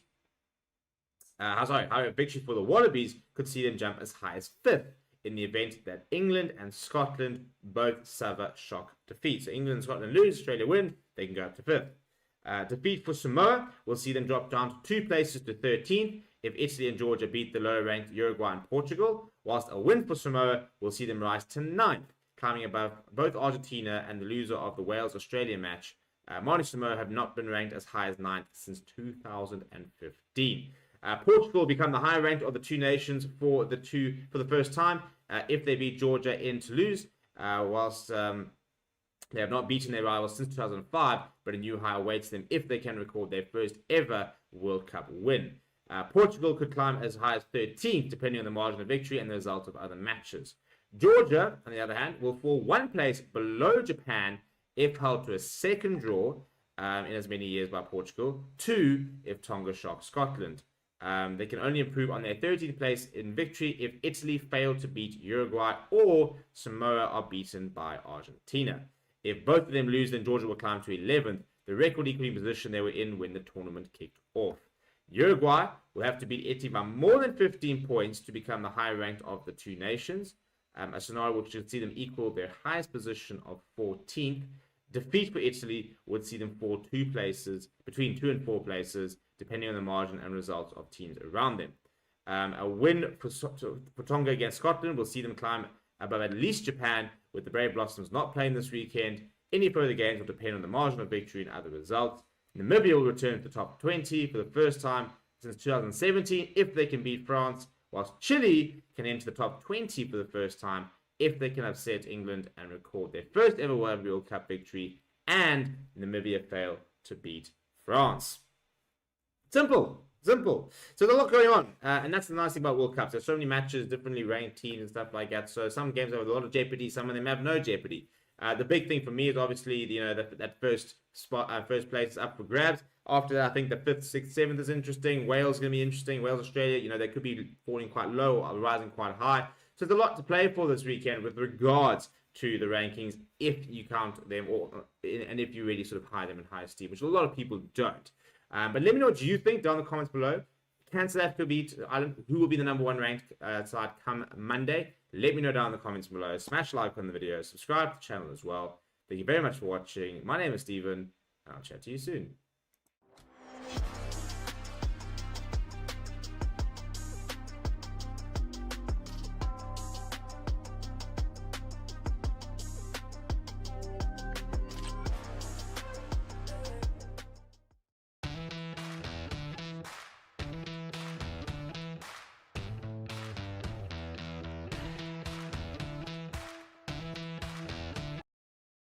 Right, so we are back for the second half here between Uruguay and Namibia. Currently, Namibia leads 20 points to Uruguay's 12. And it's going to be a very exciting second half. Can Namibia hold on to win their first ever Rugby World Cup? That is what our poll currently says. Be sure to go and participate in that. You've got 4 options. It's yes, I really hope so, going to struggle, or no. Let me know as to whether or not any of those comments are, any of those poll questions rather, are going to be correct. And also let me know in the comments your thoughts about that first half. I see Sheikh saying Uruguayan forwards ready to wake up if they really want to rescue this. And yeah, let's see exactly what happens as the second half now kicks off, and immediately spilled again by Uruguay. Backwards this time though, but again starting the first half and the second half like they did the first. With a little bit of handling errors there. Not knocked on though, luckily, but just certainly putting a little bit more pressure on them than they would have liked early in the second half. Very, very crucial for Namibia the second half. In order to actually hold on to this lead, what they need to do is get Tiaan Swanepoel that ball as quickly as possible so he can kick it deep into the to the Uruguayan half and keep all the territory that side. As now Arata for Namibia kicks the ball towards the middle of the field there, and it's collected very capably there by Cliven Lapsa. And now Stevens will manage on the halfway line, managing with his forwards and passes out now to the big number 5, Tiaan de Klerk, goes down. Stevens now fetching the ball again. Namibia now pass back to Tiaan Swanepoel, as I said, who kicks it deep into Uruguay's half there. It's going to be a chaseable kick for Gershwin Moten, who had a try the first half from a mistake from Uruguay and almost capitalizes again. But great tackle there by Danko Berger, forcing Uruguay far back, and it's a penalty to Uruguay inside the 22-meter line of Uruguay. So Namibia starting the second half absolutely fantastically, as we see Stevens there just giving a nod to him, Torsten van Jaarsveld, and to, of course, the other players there who are involved in that tackle, Danko Berger and Gershwin Moten. What a fantastic chase. Great kick, though, for Tiaan Swanepoel as well. Just forcing an error out of Uruguay. Very, very poorly dealt with by Baltazar Maya. And penalized were Uruguay for sealing at the ruck. So Namibia have a penalty. What will they do with it? I'm sure they'll go for posts, as they did in the first half. Continue on as they were, and they'll go and put themselves a little bit more further ahead as Tiaan Swanepoel lines up the kick. It's one of the nice things Namibia have, is a very, very solid and able kicker. Of course, fly half Tiaan Swanepoel, who is the fly half for Lions as well. So a very capable player for this Namibian side. He's got 4 kicks out of 4 so far today. This will be his 5th. Not too difficult to kick for him. I'm sure it'll go straight down the middle. He's got 17 seconds left to kick this, of course, which will put Namibia 23 points up. He kicks it straight down the center, as easy as you like. Namibia lead this game, 23 points to Uruguay's 12. Let's go back to the comments here. Fantastic to see Rudy here in the comments saying, Mark, wonderful voice projection. Keep shining, Chief. Love to hear it. Thank you so much, Rudy. Carl here saying, I'm convinced the URC coach halftime walked into the locker and said, what on earth, boys? The URG. Uruguay saying, what on earth, boys? Literally. And Peras here just saying, give us hope through commentary, Namibia. Yes, so let's see. Namibia now, again, starting the second half fantastically. They will receive it in this 22-meter line. They do very well to capture it, does Richard Hardwick. And Stevens now will manage at the base here of this ruck. And it's taken through by actually Torsten van Jaarsveld. A little bit of interesting piece of play there. But now they have come out of their 22, which means this ball cannot go out. Stevens puts the up and under and no chase, though. So a little bit bizarre. But again, another one mishandled there by Uruguay. Knock on. Poor from Uruguay. Again, it's Baltazar Maya, his second of the second half already. We've only had 3 minutes. He's dropped it again from the high ball. It will be a scrum to Namibia about on halfway, close to the near touchline here. But again, spilt. Really poor from Uruguay so far today with regards to their handling in the air, especially. Nguchia, again, that I'm so sorry, I can't say your name properly. Namibia, land of the brave. Go Namibia, indeed. So, guys, thank you so much for tuning in. Of course, be sure to like the video and subscribe to the channel if you are new. Very interested to hear your thoughts about the game so far. 8 handling errors to Uruguay versus Namibia's 1. Just tells you all you need to know. Really does tell you all you need to know. Namibia, of course, forcing a lot of those handling errors. They've been really up for this game. But Uruguay are still our favourites and are still back them to come back into this game. The problem is can Namibia get enough points to stop that comeback meaning too much? Currently the lead, of course, by 11 points. But by the end of this game, I'm sure it's going to be much closer. It's gone straight down, though, in the scrum, though. And this has been a problem area for Namibia, and Uruguay win the penalty at the scrum. And so now they'll have a chance to kick it into the corner to try and get their 3rd try of the day. Does Uruguay. Very unfortunate for them. In our outside saying, are they throwing this game? Oh, I don't think so. But they're certainly not doing very well to hold on to the basics of rugby here. So Echeverry now has the ball in his hand. He will be kicking for the line. How good a kick is it? It's a decent kick, to be fair. It will be about 8 to 9 meters away from the try line. And their maul has been very strong today. Has Uruguay, their forward pack, been a lot better than their back line has been. So I'm sure that we're going to see their forwards set up the maul. And they'll probably go straight over. Because it has a very powerful maul against Namibia. Carl, you're saying, will this count as an upset? 100% counts as an upset. 100% counts as an upset. Uruguay are the much stronger team. They've beaten Namibia 4 times, whereas Namibia has only beaten them once. And, of course, Uruguay went to this game after having fantastic games against France and Italy, at least in the first half for both of them. They're really close, really competitive games. And Namibia, on the other hand, of course, been beaten quite comfortably. Now, Uruguay right on the try line here after that line out. They didn't actually choose to maul it. They just tried to power over with the forwards. They're trying to speed up the game a little bit more as they come into the 22-meter line here, not trying to waste too much time. It's an advantage to Uruguay as well. It's just a matter of when, not if. And it almost dies to the line. They're not able to get over. And now Arata will manage at the ruck here. Comes to Echeverry, who tries to beat one defender, but not able to do so. And he's going to be taken out around about 15 meters away from the try line. They will come back for the penalty, I'm sure. Maybe not. Eventually gets picked up by Diego Arbello, who tries to drive forward. Uruguay now comes again with the ball, but they're about 10 meters away from the try line here. So, surprised the ref didn't call it back for the penalty here. This is the 8th phase of this piece of play here. Comes to number 12. That is Andres Villaseca, of course, captain for Uruguay. Doesn't make enough advantage. They're going to come back for the penalty on the 5-meter line. Penalty for offsides on the 5-meter line, right in front of the post. What do Uruguay do? They go for the post. They set up the scrum. I'm sure they're going to set up the scrum here. The scrum will likely result in another penalty to Uruguay. They have called the scrum. So can Namibia hold on to it? Can the scrum, out of nowhere, manage to upset the Uruguayan scrum, which has been so dominant today so far? Again, the poll is looking very interesting right now. 60% of you saying yes to Namibia can hold on to this lead to get their first ever Rugby World Cup win. 20% of you saying you really hope so. However, 20% of you saying they're either going to struggle or no, they will not hold on. And at the moment, they're struggling to hold back this Uruguayan scrum, which is on the 5-meter line, just about to get going here. And the scrum has been so good for Uruguay today. Namibia really a little bit lost in terms of what they want to do there. So we'll hopefully see an improved scrum set piece here by Namibia to try and stop Uruguay scoring a try right on their line. And we're in 47th minute, of course, of 80. So let's see what will happen after the scrum. We're going to have to reset the scrum, unfortunately, due to...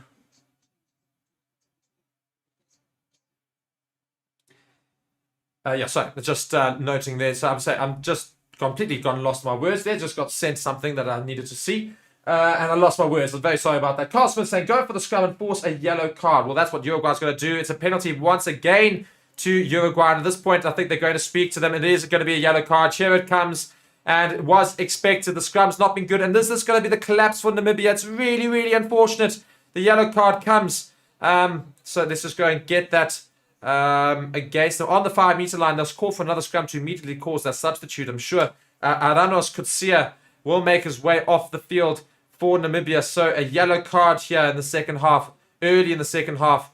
And this could stop Namibia holding on to the victory. Really, really, really big point and pivotal moment in the game. And you can't argue it. Namibia's scrum have really struggled today. And lots of penalties against them eventually results in that yellow card. So let's just go and put that in quickly if you don't mind.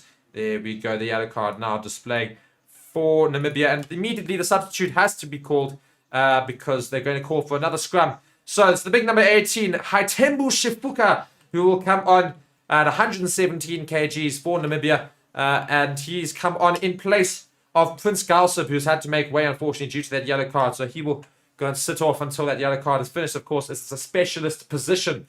And Carl's saying scrum and scrum again. The URG will win by 10 points. Well, Uruguay certainly sticking to their guns now, knowing that their scrum is very dominant and their line out, the set piece is basically very much their forefront and strength against Namibia.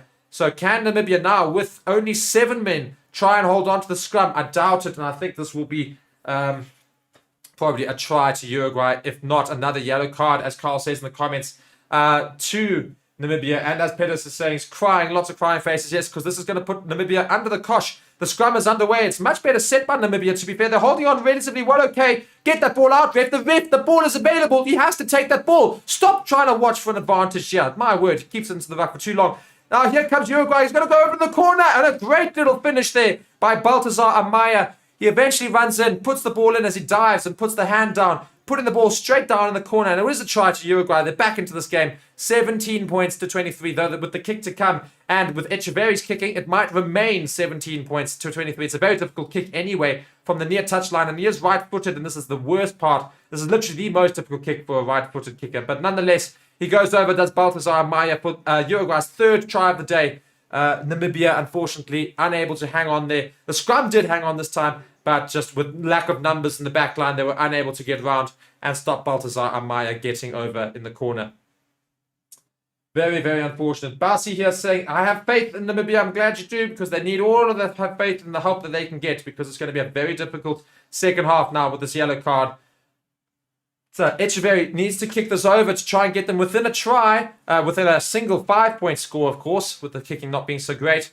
If he misses it, though, it's 6 points, which is still beneficial to Namibia. So it's a huge kick this, as he's still got 25 seconds to kick this. He's missed one very easy kick today, but he got another quite difficult kick. But this is a much more difficult kick for Echeverry. Will he get it over? It's going to be quite crucial. Lots of concentration happening right now.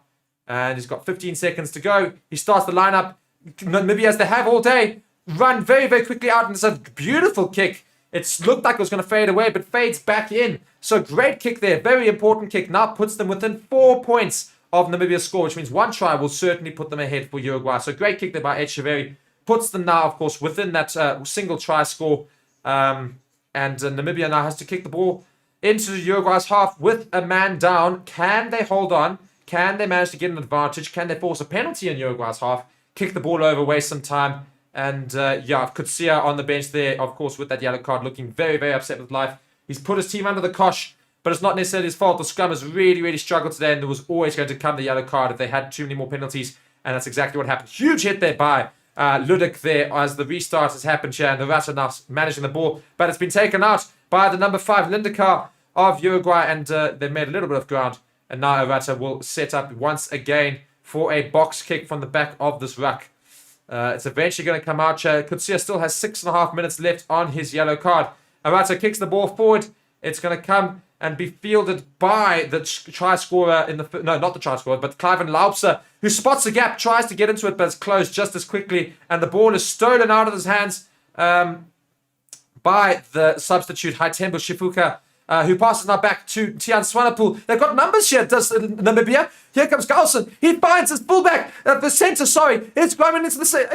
Oh, no, it's knocked on. Sorry, I just lost my words there. But it's going to be held on here, so we'll come back for the scrum. But it was almost brilliant by Namibia. Unfortunately, just knocked on by Damian Stevens. There was a loose pass to him by Alkina Isaacs, who managed to get the break from his winger there. Gerswin Moten managed to find the gap and unfortunately couldn't convert to Namibia as I say, Isaacs tries to take it forward. He tries to make the pass to Stevens. It's a relatively poor pass on the floor. It's not brilliant, but Stevens unable to hold on to it as a result and knocks it on. And now will be a scrum inside the 22-meter line in Uruguay's half. But again, scrumming with Uruguay and Namibia. Uruguay is surely going to win this. Unless Namibia can somehow do the same thing they did last time and just plant their feet, essentially. That's exactly what it is. And yeah, we've got more than 150 of you watching. Thank you guys so much for joining us. Please be sure to like the video and subscribe to the channel. Very much appreciated. Georgia saying they don't us, son. What? What? Make sense of your comment, please. I want to read it, but I don't know what that means. Oh no, they don't. Oh, sorry. Very sorry. Barcy saying Namibia has it, and George saying they don't.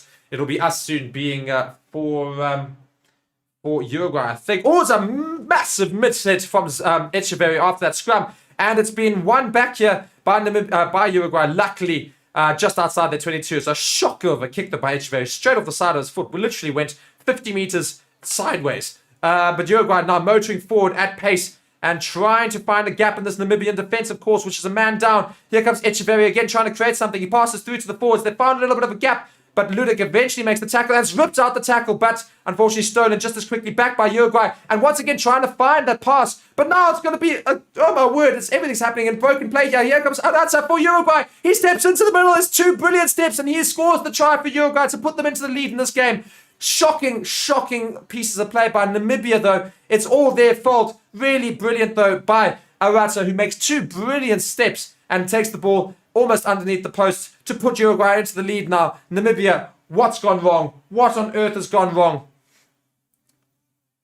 With that yellow card, they're really struggling there, but it was all on the near touchline here. The ball was spilling all over the place. Let's just try and talk you through it. Unbelievable. It was ripped first by Namibia, and it was then picked up by Uruguay after the rip. Then it was forced backwards by JC Kreiling of Namibia, but he just literally just hits the ball backwards, and Arata runs through, picks the ball up, and then just runs straight and completely sits Gerswin Moten down. And Uruguay go over for that try that puts them into the lead in this second half at about the 55th minute stage. It's right in front of the post. Echeverry converts. Uruguay now lead 26 points to Namibia's 23. Namibia's still in it, but with that yellow card, they've really struggled to hold on and unfortunately now conceding the lead. Oh dear, can Namibia come back to win though? That's going to be the great question. I'll almost set up a new poll for that, but I'm not so sure if it's worth it at this point. The Uruguayan fans go crazy as they go back into the lead, but Namibia desperately need that yellow card back on the field.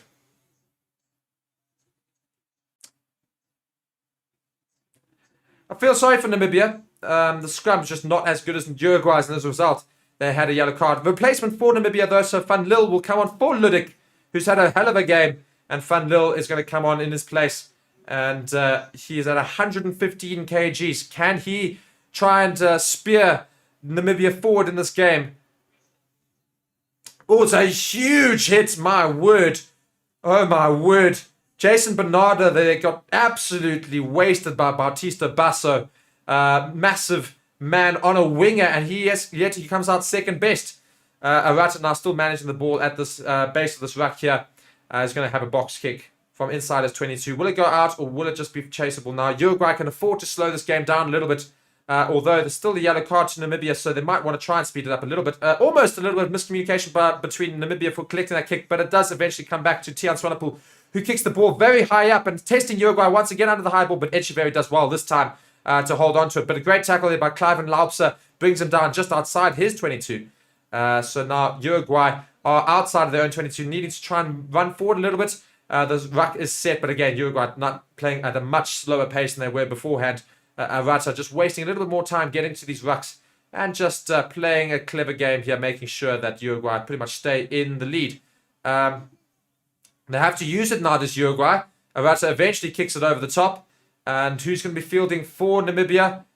It's going to be Tian Swanepoel, who dives off the first tackle, passes back to Motens, who's got a little bit of a capture. He's through the middle. Here comes Motens for Namibia, but unfortunately just taken down outside the 10-meter line. But Namibia with possession inside Uruguay's half. What can Namibia do now? They've got possession of the ball. And the ref's just saying the ball is available as Stevens is complaining. But Stevens now passes the ball out to Tian Swanepoel, who passes to his inside to Tian de Klerk, who unfortunately knocks it on. And as a result, Uruguay take the ball and they kick it in behind. It's being chased now by by Dunker Berger. I'll eventually get there. Very tired legs out there. Dunker Berger goes into the tackle on about the halfway point. And he goes down. Great little leg drive from him. Stevens now takes the ball out for Namibia. Passes through to the substitute, Shifuka, who goes down and knocks it on, unfortunately. So Uruguay come away with the ball. And it's lots of numbers for them. But no, they're going to come back for the penalty, actually. There was a penalty for offsides just before that. So luckily for Namibia, they do get away with that. But almost decent play from Namibia. A couple of times finding the breaks there. But they've got a penalty now with just 30 seconds left for Kutsia. They can waste a little bit more time before taking this penalty. Kick it deep, hopefully into Uruguay's half. Set up the line out. And maybe try and get some more points. Just at least get a penalty. It'll put them level with Namibia, at least for the time being. As Tian Swanepoel does have a fantastic boot on him. And a great kick into Uruguay's 22. So can Namibia score now? Let me know in the comments, guys. As we see some more substitutes for Namibia coming on. And it looks to be Louis van der Westhuizen. No, it's not Louis van der Westhuizen. It's Desdera Seti, who will come off the bench, the 115 kgs. Yeah, my word, we're having a few substitutes for Namibia here. So hopefully they will lead the team to the final victory. And Torsten van Jaarsveld still on the field, though, now getting this ball. The yellow card is still currently to Namibia. They're going to have to do the set piece without the yellow card. Another substitutes happening here. What's happening here? We're having some conversations with the ref about 10 minutes. Just trying to find out what's happening here. Oh, they just come back too soon. Namibia, they tried to try and force the issue. No, indeed. There you go. The substitute does come back on. So Johan Kutsia comes back onto the field. The yellow card is finished for Namibia. So they will be able to do the set piece with the yellow card back on the field. So they'll back to their full complement as they get ready to start this game. But now we stopped again because we don't know what's happening in terms of on the field. As now we see Prince Gausib does come back onto the field. So yeah, just a little bit of confusion. Eventually, it's all cleared up. So Torsten van Jaarsveld has the opportunity to put the ball into the line-out for Namibia to try and score a try. Goes to the front pod. It's dived off to Stevens, who's made a very loose pass. and it's gone forward, I think, by Namibia. No, it's not actually. It's apparently fine, and it's off his feet is Uruguay, but Stevens still managed to get the ball. The inside the 22 is Namibia. Can they score a try here? It's all down to this right now in the 58th minute. Can Namibia come back to this game immediately as Stevens now tries to get the ball out? He finds Torsten van Jaarsveld, who almost spills but does well to hang on in the end and goes down. And Stevens now getting the ball ready for his forwards. Comes to the substitute, PJ van Lille. Now Stevens finds his centre pairing. Comes to Tiaan Swanepoel. They've got what numbers are wider. Can Moten go over? He's trying to find a gap. Not able to, unfortunately. And Uruguay do manage to make the tackle, but still just trying to hold on to this ball. But Stevens gets the ball out for Namibia. They're almost onto the 5 metre here, Namibia. Can they break over for their third try of the game? Stevens still managing here. It's a penalty to Uruguay for sealing at the ruck. A penalty against Namibia. Really, really stupid decision. And they're arguing with the ref a little bit there. And just getting a captain's talk here saying he will not be talked to, said the ref. He will not be talked to by the team.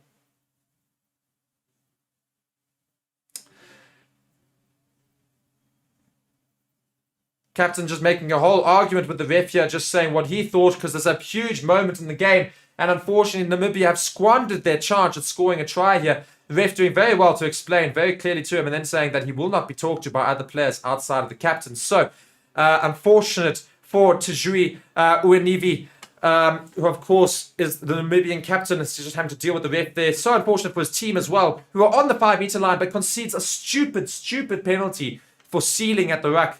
And Uruguay get away with it. And they'll now kick with Echeverry looking for the line.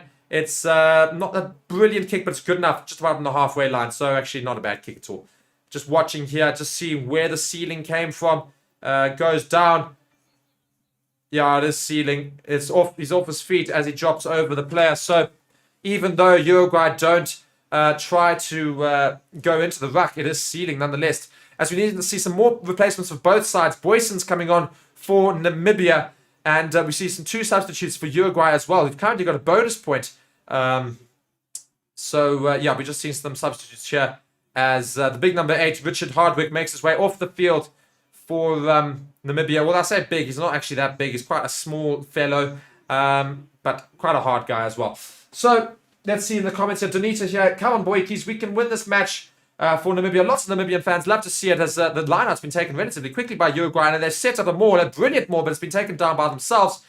Stops just past the halfway line, and now they take the ball out for the back line, which has started to operate the second half, as indeed Felipe Arcos Perez almost manages to get the break, but Arata now manages to get the ball out of that ruck there. Almost broke through the line, did Uruguay, but now some rucking over, but penalty against Uruguay for collapsing in the ruck. Going straight over, that is Diasidarius Seti, who gets penalised there. So lots of penalties going against Namibia now, and Uruguay just seemingly got a foothold in this game. And Echeverry will have a chance now to kick as deep into the Uruguayan half as possible, hopefully onto the 5 metre for his team, as they're lining up now for this kick. The ball is actually a shocker. He's scooted off the side of his foot again, as we now see the likelihood like a bomb squad, similar sort of thing from Uruguay. You have 4 substitutes from the forwards coming on for Uruguay. So an injection of energy and strength for Uruguay as they come to this line out here. But it's a shocking kick by Echeverry, who sliced it yet again. And it's not even inside the 22 for Uruguay here. But I'm sure with this fresh pack, they will likely try and get a big maul going. Which Namibia is going to really struggle to try and defend against. As Namibia makes one more substitute here, Louis van der Westhuizen comes on in place of Torsten van Jaarsveld.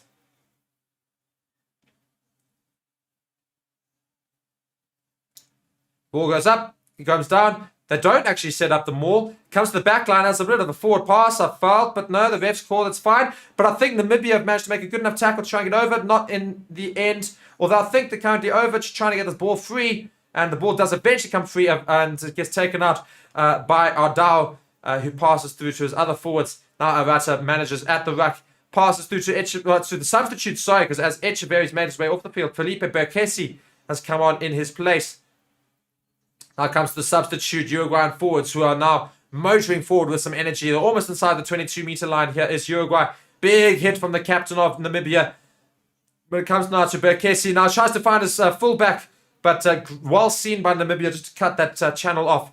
But Uruguay have got numbers in the background here. If they can get them there, It comes to the number 13, Felipe Arcos Perez. And then eventually comes to the substitute, Bekesi tries to grab her in behind. And no, it will be a line out to Namibia on the 22-meter line. So Namibia, in the end, actually probably do quite well to stop Uruguay getting through and getting more points. Eringo here saying, I could really use this win. I'm assuming that's for the betting, of course, with BOYLESPORTS, our partner. Be sure to go check them out in the description as well if you guys are interested. And Chris has got a betting show every week. You can go follow his tips and tricks as to what should happen. But now we're going to see a TMO review, a check TMO review for some potential foul play. It's from Namibia's captain for going a little bit high. He's trying to immediately make arguments against it, saying, no, it's fine. He's hit him on this chest and he's just slid up. But we're going to have a look at this and see, as it's a TMO review, this could be disastrous for Namibia.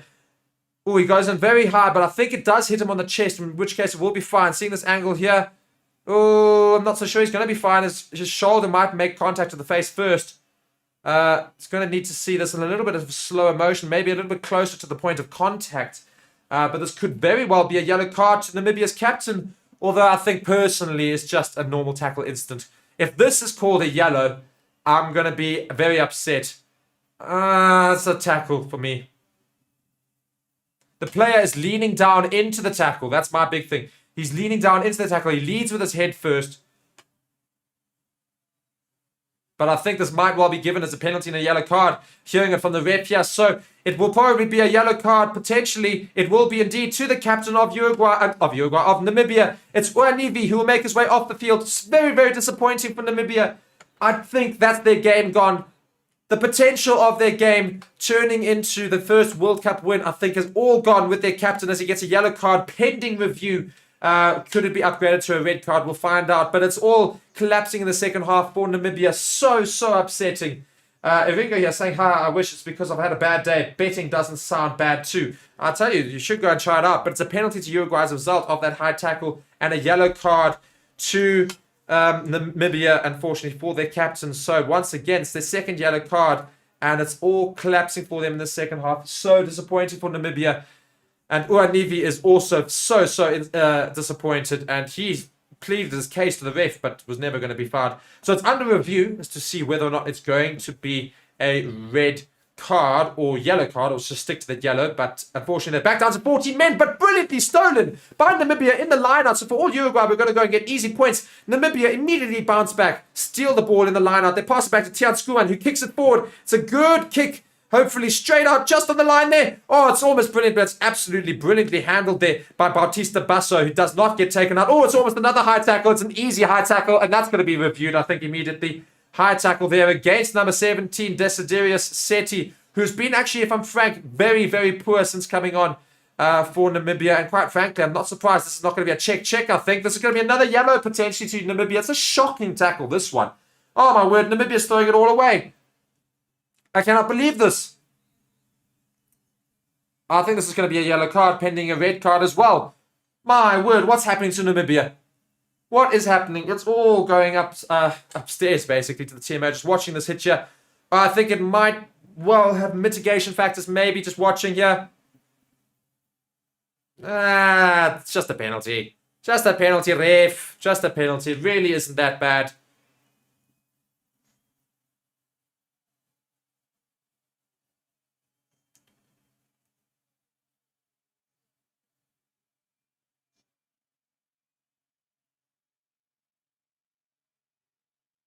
Ooh, maybe the shoulder does make contact with his head.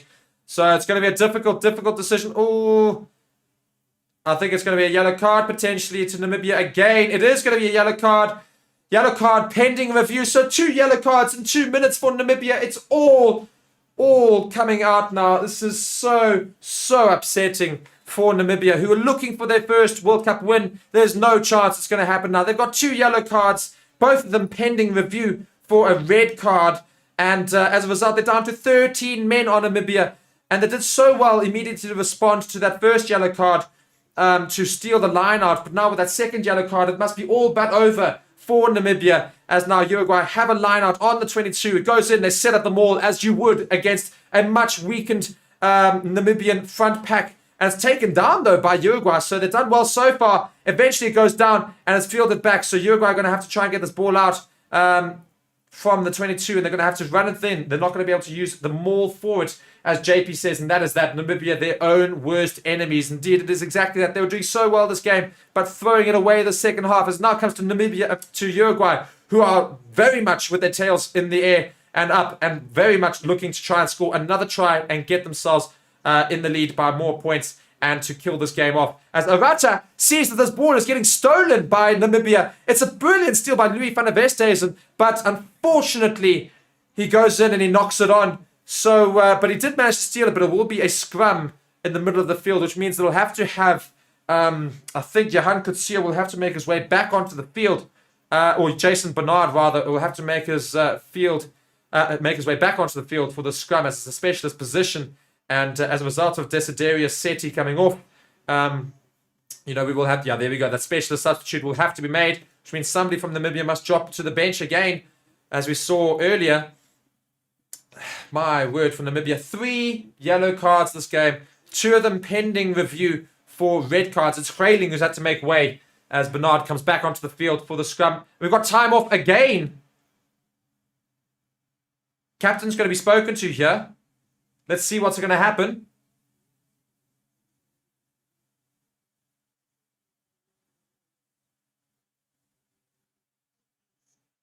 Good news for Namibia. They're the first yellow card under review. Will only remain a yellow card. So they will be back to. They will not lose them to a red card. It's only going to be a yellow card, luckily for Namibia. And Alistair Kutsia with his head in his hands earlier as a result of that challenge, because he knew that that was it slipping for Namibia. But at the moment, Uruguay have not capitalized as of yet. So can Namibia still try and fight back right in the end here? Can they hold on? They've still got 2 yellow cards. The scrum is going to be huge for them. It's only got 7 people in the scrum. It's going to have to try and do massive things. They've managed to hold it up so far. They're doing very well. Get the ball out, ref. You can't let it stay in for so long. That's advantage to Uruguay eventually, because he has let it stay in for so long. Quite frankly, that is shocking refereeing. You cannot allow the ball to stay in that long. You must use it. You must use it. I mean, it stayed there for a good 10 seconds before he's decided that he's going to try and take it away.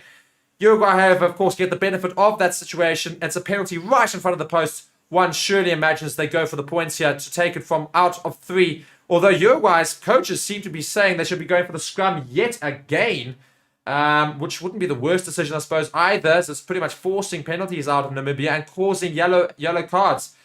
Not necessarily in the spirit of the game now, because they're already down to. Do you really be wanting to try and beat a 12-man Namibia? But nonetheless, of course, stick to your strength. They're looking for their first win in the World Cup, so anything will do at this point. And they're making some tactical subs here just for some injuries. So Sanguinetti will come back on for Uruguay in place of Facundo Gatas. And we'll have yet another scrum on the middle of the 22-meter line here. True Uno, sorry. Who do you think will win the World Cup? Again, I said this earlier. I think it's between Ireland, Springboks. France also, obviously, there. It's in their home stadium, but I think they might struggle a little bit against the other opposition. Yakuba is saying fitness is now coming into play. Indeed, it is. I think actually more for Uruguay than Namibia, because Namibia's just been stupid, but yet so far they've really struggled to actually do anything with these 2 yellow cards off the field. I mean, Seti has still only got 7 minutes left, and Captain Uanivi has got only 6 minutes left. So they've had almost 5 minutes with pretty much 2 yellow cards, and they've not done anything with it. So can they hold on here for a little bit as the scrub's holding on yet again for an age? Come on, ref. And now it's eventually advantage to Uruguay. It's absolutely nonsense, if I'm quite frank.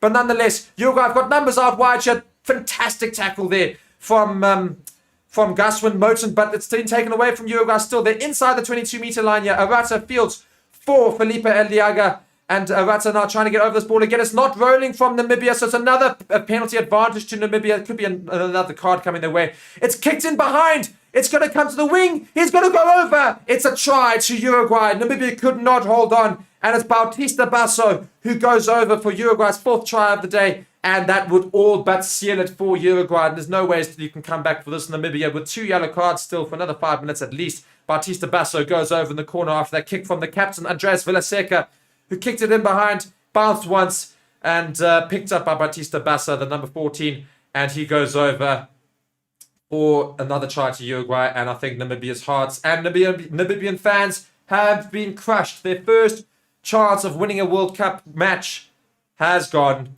Uruguay will certainly go and win this match. They've woken up Uruguay in the second half, but I think Uruguay only managed to do so due to Namibia's yellow cards. 3 of them today, and it's very, very upsetting for them. True Uno saying, what do you think about the kicking scene with South Africa? Will Pollard pull through? Well, I think Pollard is going to be announced tonight in the starting 11. As the Springboks have decided they're going to be announcing the team, I think, early. So that's a little bit of an exclusive here on the channel. And you'll find it on the channel. So be sure to subscribe to the channel so you know about when they do announce the team, as it's going to be announced tonight, it sounds like. As now, here comes the conversion opportunity for the substitute Felipe Berkesi, who sails straight through the middle. Brilliant kick there for him. And Uruguay now lead this game 33 points to Namibia's 23. George here saying, the ref is for sale. We are not watching rugby anymore. So yeah, very contentious decisions coming. Not so much, I don't think, in the yellow cards. I'll probably back both of them. He's calling the captain. He's going to find out if the other review is going to be red or yellow.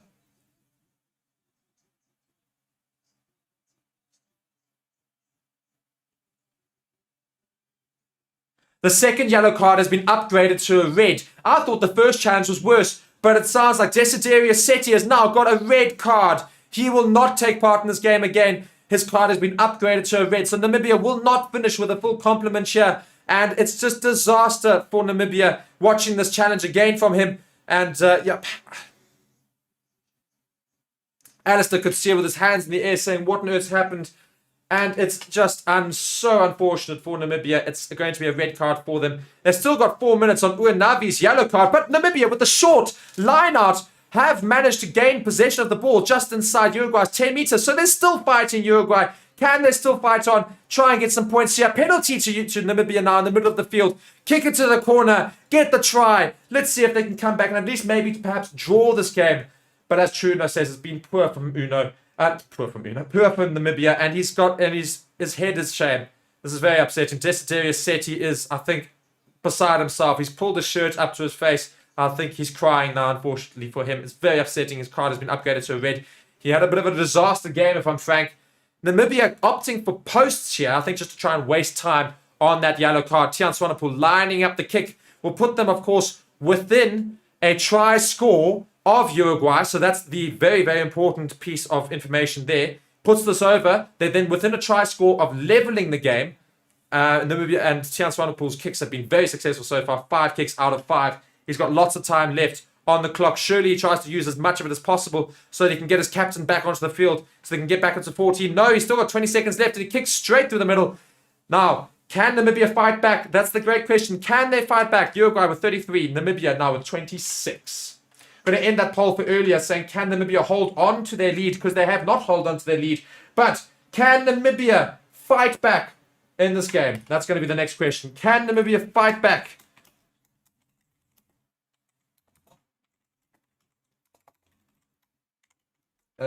Yes and no. I'm just going to do it straight as that because we don't have time to go and try and get some fancy options as Uruguay now kick off. And it goes into just outside the 22 for Namibia. They fielded very, very well and taken down. Stevens now looking for some forwards to set up a pod so they can get a much easier kick for Tiaan Swanepoel and maybe even for Stevens as well to kick this far into Uruguay's half. And it's going to be a box kick from Stevens potentially here. And yeah, let's see what Namibia can do. That poll is now up. Be sure to go and participate in it. Can Namibia come back? With 13 men at the moment, they'll get Uanavi back in 2 minutes' time. Uanavi, sorry. And the kick is a great one. It's good chase as well from Namibia. I think it's a borderline obstruction, but it's being held up, but eventually gets down. Alkino Isaacs with the tackle there. And Uruguay have got huge numbers out wide here if they can get them free. And eventually the tackle comes in from Motens on the ball. Great tackle just to stop that from happening. But they've still got numbers. It's a forward pass that's gone straight out. It'll be a line out to Namibia on the halfway line. So an early little victory and a little bit of a mental victory there for Namibia. They're still forcing mistakes from Uruguay in the 70th minute now of this game. 10 minutes left. I don't know if Namibia can come back into this, but the best they can do is try and get a draw out of this game and maybe hope for a late penalty on to put themselves into the lead. It's been a hell of a game, though. The second half, Namibia doing their best to try and lose it, though, with those yellow cards. And it's really stupid pieces of play. But I think they might well actually have a little bit of something to say right at the end of the second half. Can they get something out of this? Can they try and muster the energy, muster the mentality to go and win, well, not necessarily win this game, but at least score a try, put themselves level with Uruguay with a little bit of minutes to play for, obviously, in the last 5. Can Uruguay hold on to their lead? Because even though Namibia are currently down to 13, they've really showed some spirit, these 13 men left in the field, to try and stop Uruguay. They did, of course, concede that try, but it was an inevitability. But since then, they've managed to force mistakes and get some really good go forward for Namibia, not allowing Uruguay to have many more chances in their own half. So, a line out to Namibia on the halfway line, and they just need to win this. It's so crucial they win this. They do win it, and it goes to Stevens. Can they force something here in the back play? Comes to the centres, and goes down. Stevens now kicks the ball in behind. It's a deep kick into the 22, just on the edge of the 22. Mark is called by the substitute for Uruguay. Juan Manuel Alonso has called the mark just 5 meters away from the far touchline. So it's going to be a difficult kick for him. Let's see where he can kick it.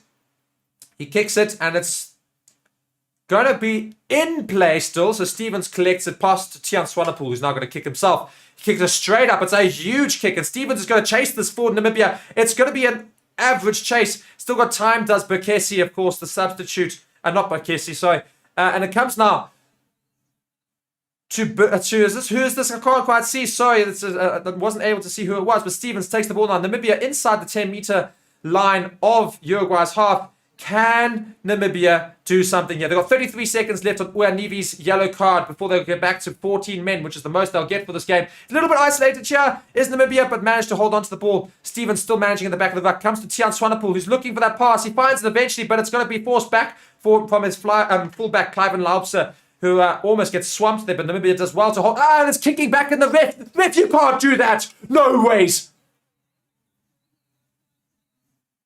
What is this nonsense? Uruguay have come away with the ball inside the 22-meter, but they have knocked it on. But this is absolute rubbish from the ref. Absolute nonsense. Absolute nonsense. Inside the ruck, we have got Uruguayan players kicking the ball back. You're not allowed to do that.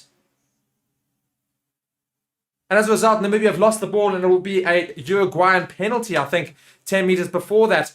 Shocking refereeing, if I'm quite frank. Really is. Carl's just asking if this game is still going. Yes, it is. Still got 8 minutes left as Uanivi now comes back on after his yellow card. So they're back up to their full complement as a result of that red card, meaning this is the full complement. 14 men is the max they can have. As substitute here, Gershwin Moten has played his final piece of this Rugby World Cup 2023. He is coming off the field, and he's had a great game, to be fair to him. Scored the first try. He's had a fantastic game. And so had Tian de Klerk, who's also making his way off. Big carries from him as well. Van der Berg is now on for Namibia in the number 23 shirt for Moten. And we've also got Max Kachijeko on for Namibia as well. But personally, I think that was a shocking decision from the ref. To be a scrum now to Uruguay, and there's been 6 scrum penalties against Namibia versus 0 to Uruguay. Can Namibia hold on to the scrum? It will be a Namibian scrum, I'm sorry. It was actually earlier. The ref just said it was fine because it was a knock-on apparently, but it definitely wasn't. It was foot in the ruck, and it was, quite frankly, a terrible decision from the ref.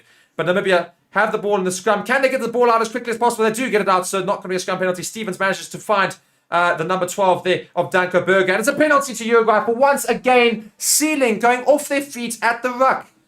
Namibians are so upset with the ref. They really don't know what's going on. It's right in front of the posts. Surely Uruguay go for the kick here. And indeed, he is off his feet as he goes over. So,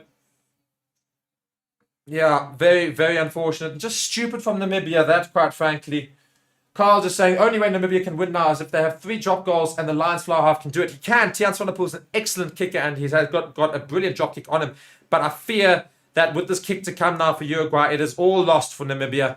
Right in front of the post here for the substitute, Felipe Bekesi. And I'm sure he's going to sail it straight to the center of the post, putting Uruguay up to 36 points. Namibia's 26 points. It will get a 10-point lead with just under 7 minutes left of this game. I don't see how Namibia come back into that game, of course. Let me just go change that quickly. Sorry, I just see that I've still got my 2 yellow cards up. I need to go get rid of that and get a red card up on the right. There you go. Namibia do have a red card. So Bekesi steps up for this kick and it sails straight through the middle. And Uruguay, 36 points. Namibia, 26 points. And I think it's all lost for Namibia. Very, very unfortunate for them. Been a hell of a game, though. A hell of a game. But I think the ref has really done himself a disservice in the second half. a couple of times. Mainly with the scrums, I feel. Mainly with the scrums. The scrums have been very, very, very odd. For all that Uruguay are definitely dominant, he has not allowed the ball to come and has not called for the ball to come out. When the ball is available to come out in the scrum, you have got a certain amount of time to take that ball out before they will call the scrum over. And he needs to take it out, the Uruguayans. And not once has he tried to pressure them for time. So, personally, I think that's a little bit of a rich thing from the ref there in the scrum time. But Uruguay have been very strong in the scrum. And you can certainly see why they were favourites. The scrum, just the set pieces, certainly favouring the Uruguayans. They've made it work for them. So Namibia kick off again. It's inside the 22-metre line, of course, of Uruguay's half. They try to chase it hard, but unable to get to that ball. Some more substitutes have made their way onto the field for Uruguay as well. Gatas has come on for Sanguinetti, of course, in the prop position. Uruguay now setting up here for the box kick. And a little bit of fights and after starting to just creep into the game here. Some frustration from Namibia. And eventually this ball needs to be used, ref. My word, this has taken years to come out of this ruck. But meanwhile, anyway, eventually it does come out. It's a box kick up and under. It'll be fielded by Namibia. Oh no, it's been stolen. Brilliant take by Felipe Arcos Perez, who goes down just over the 10-metre line in Namibia's half. Now, look at how much space Uruguay have to play with, but they don't opt to use it because they just don't understand the concept of spreading quickly. Now, can they get the ball out wide quicker than before as he tries to grab it in behind?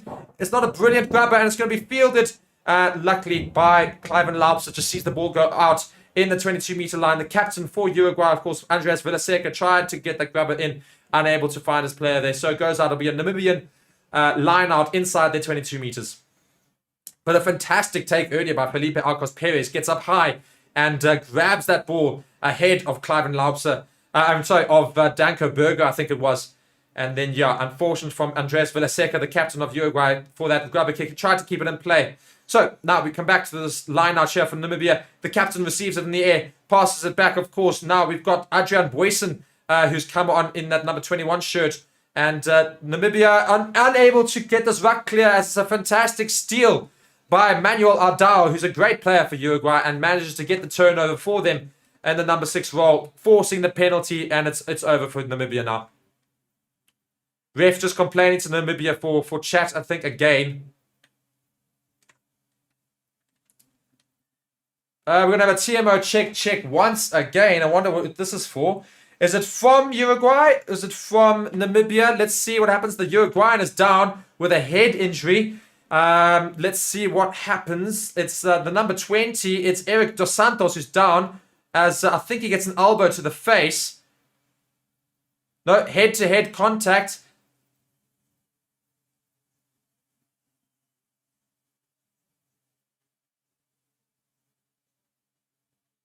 Yellow card to Uruguay. So now it's going to be an interesting end to this match because, yes, whilst Uruguay are 10 points ahead, it's going to be a yellow card to Dos Santos. He will not finish this game and is being checked for a red card as this head-to-head contact.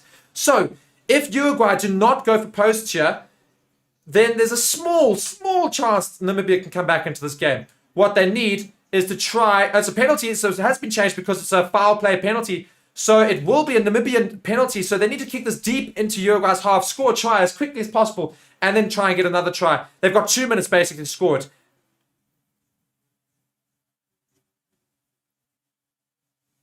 So let's see what happens here. It's going to be very, very interesting for Namibia. Can they try and somehow score 2 quick tries to win this game? It's a yellow card pending a red to Uruguay's Dos Santos. Of course, Namibia's got a red card already, and Desiderio Seti. So Tian Swanepoel needs to have a huge kick here. It is a big kick. It goes onto the 10-meter line in Uruguay's half. Good kick from him. Can Namibia try and score a very quick try here? They need to try and use a backline move here to get over as quickly as possible and try and score one more try at the end of this game to try and get that win.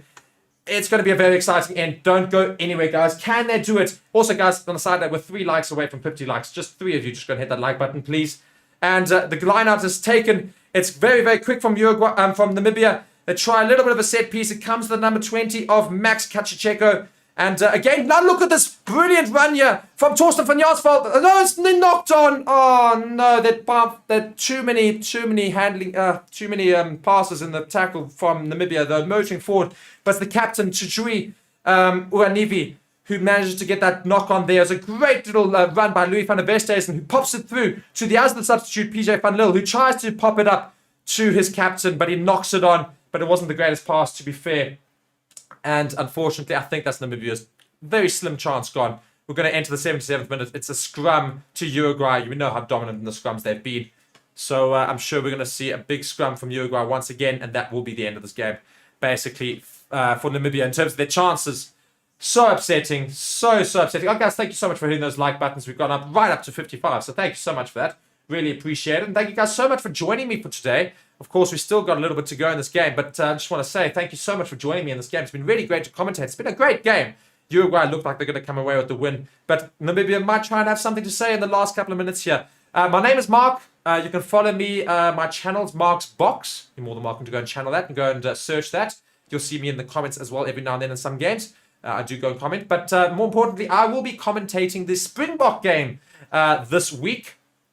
I will be commentating and taking you through that. It's very, very exciting, and I'm very excited for that. I cannot wait to do it, and I cannot wait to have you all in the comments for that.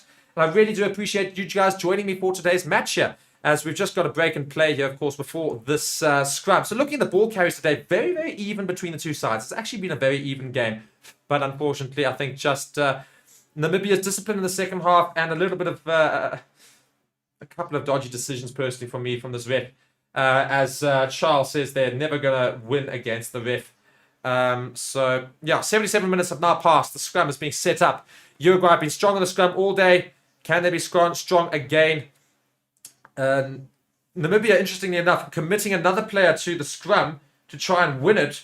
Uruguay only with 7, Namibia with 8, but it's going to be a reset scrum, which really doesn't help Namibia's cause, as that's just taking away time, eating away time. We're almost at 77 minutes 30.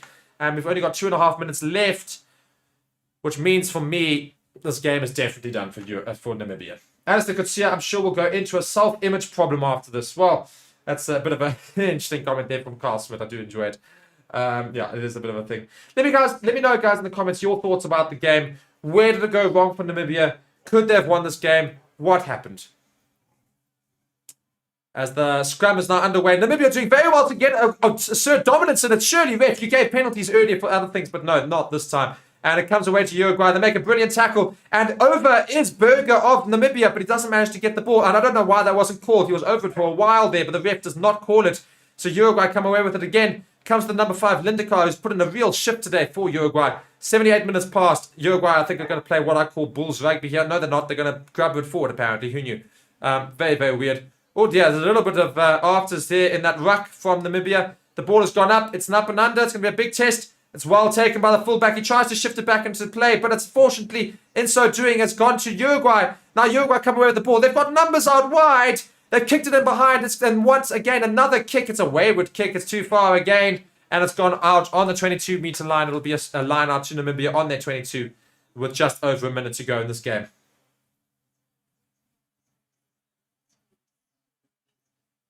Carl asking, I don't know the stats, but have Namibia ever scored a bonus point in the World Cup? Yes, they have. I think they have against Georgia, I think it was. We're hearing some information about Dos Santos' yellow. I think it's going to be upgraded.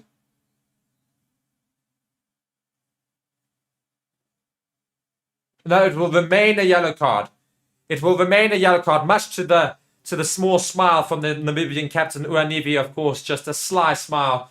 Just seeing how everything's just gone against them today, unfortunately. Well, that's how he feels, at least. As we've got the final line out, pretty much probably, of this game coming up here for Namibia. In the 79th minute, can they get a consolation try to get within that bonus point territory again? It's captured well by the captain there, and it'll go down. Ref, it's a penalty to Namibia here for not releasing there. And Namibia now, can they kick this quickly? Sian Swanepoel with the ball in his hand. How deep into the half can he get it? Can Namibia go and get that bonus point try? Well, not the bonus point try. Yes, the bonus point try? 3 tries.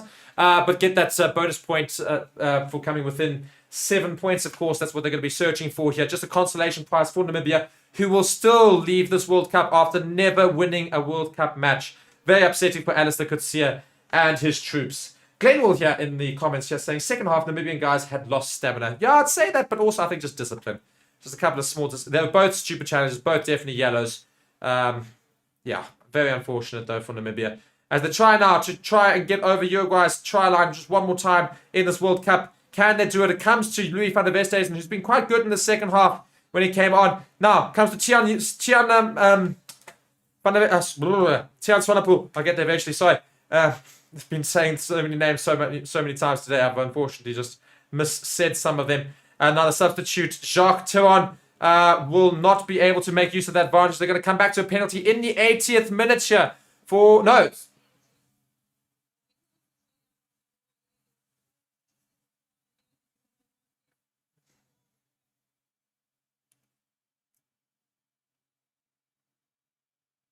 That's a harsh call. Just noting the fact that this penalty decision actually is in favour of Uruguay, who have tapped it and kicked the ball out of play. That is the end of this match. And again, just to very much sum up this match, it ends on quite a contentious decision from the ref there.